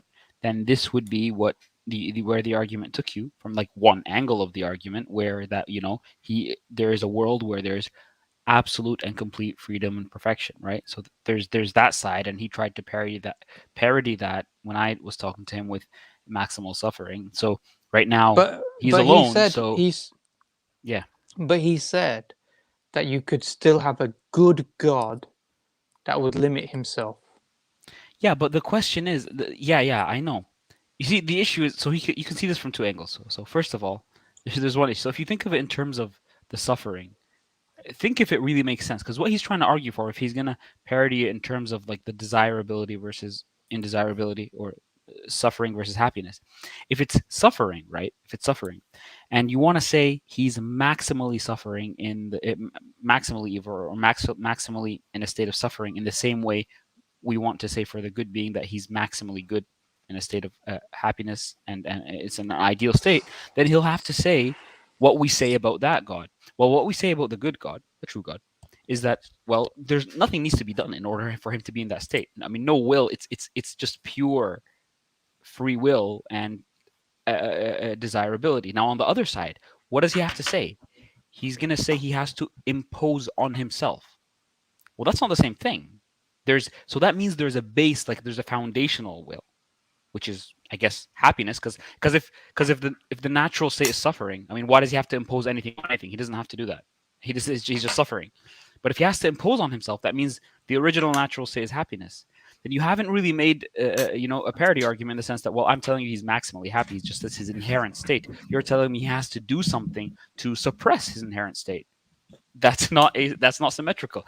There's another side of it, which is, I think, where Jake was coming from, which is freedom versus non-freedom, right? So if he wants to say that he can restrict himself by imposing on himself, like imposing on his own will, well, is his will fulfilled in that world, or is it not? That's the question. That's where you're gonna get two wills again. So is his will fulfilled? Well, if it's not, and he wills not for his will to be restricted, then his will be not restricted, because whatever he wills happens. But then he's gonna will again to be restricted, so he'll be in a restricted state. In either state, he's gonna be in a state where he's free. That's kind of the point. So it's complete incoherence. I think there's a comment. I just want to read this comment out, because somebody's saying, Willie the Kid, yeah. I'm just checking if there's another one before that. No, he said, making your God all good is limiting it. Omnipotent and all good is an incongruency. All powerful means capable of everything and anything, unless your God limits itself to only be good. and we as people can't agree on what God's will is if it exists.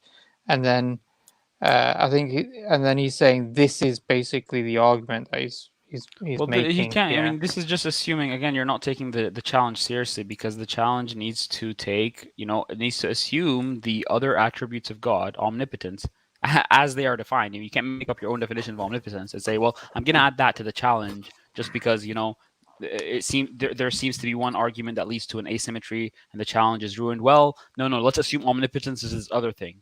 No, omnipotence is untouched. So maybe you can look at what omnipotence is defined as for, and he's saying we're making up a definition of evil. Yeah, well, that's what Tjump said. Yeah. But Willie the Kid, just so that you're aware, that has no relation to what Tjump was saying. Tjump was not arguing the fact that a good God is limited because he can only do good things. Not his argument. That's a separate argument. If you're going to try to quote Tjump and try to argue for him, do a better job in terms of trying to understand what Tjump's trying to say. I think he's also trying to make a completely separate point, right? No, it is. Well, this stream that we're watching now, the discussion we're having is about a very particular argument. It's about the argument from the evil God. So it's and just to remind you, maybe you weren't here at the beginning, maybe you didn't see the last stream. That argument is that there are certain arguments which are coherent to some degree, at least, in favor of a God that's good. And the evil God argument is that, well, I can make an equally coherent argument to prove the existence of an evil God. These things have equal weight, therefore you don't have any reason to incline to one or the other. And that the epistemic scale doesn't drop in either direction. So you have no reason, no justification to accept one over the other. That's what that argument is. And now, omnipotence is untouched here. You don't. Yeah. So Now, if you want to have another discussion about whether or not omnipotence is coherent, or whether or not something can be all good and this, that, and the other, like, fair enough, we can have a discussion about that. But that's a red herring.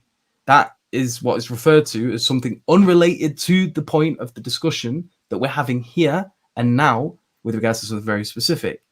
And if you want to start like throwing the discussion over to this, we're talking about something completely different at this point. And if you need to do that, if you need to direct it, that is in essence a conceding of the fact that the evil God argument just doesn't take you anywhere.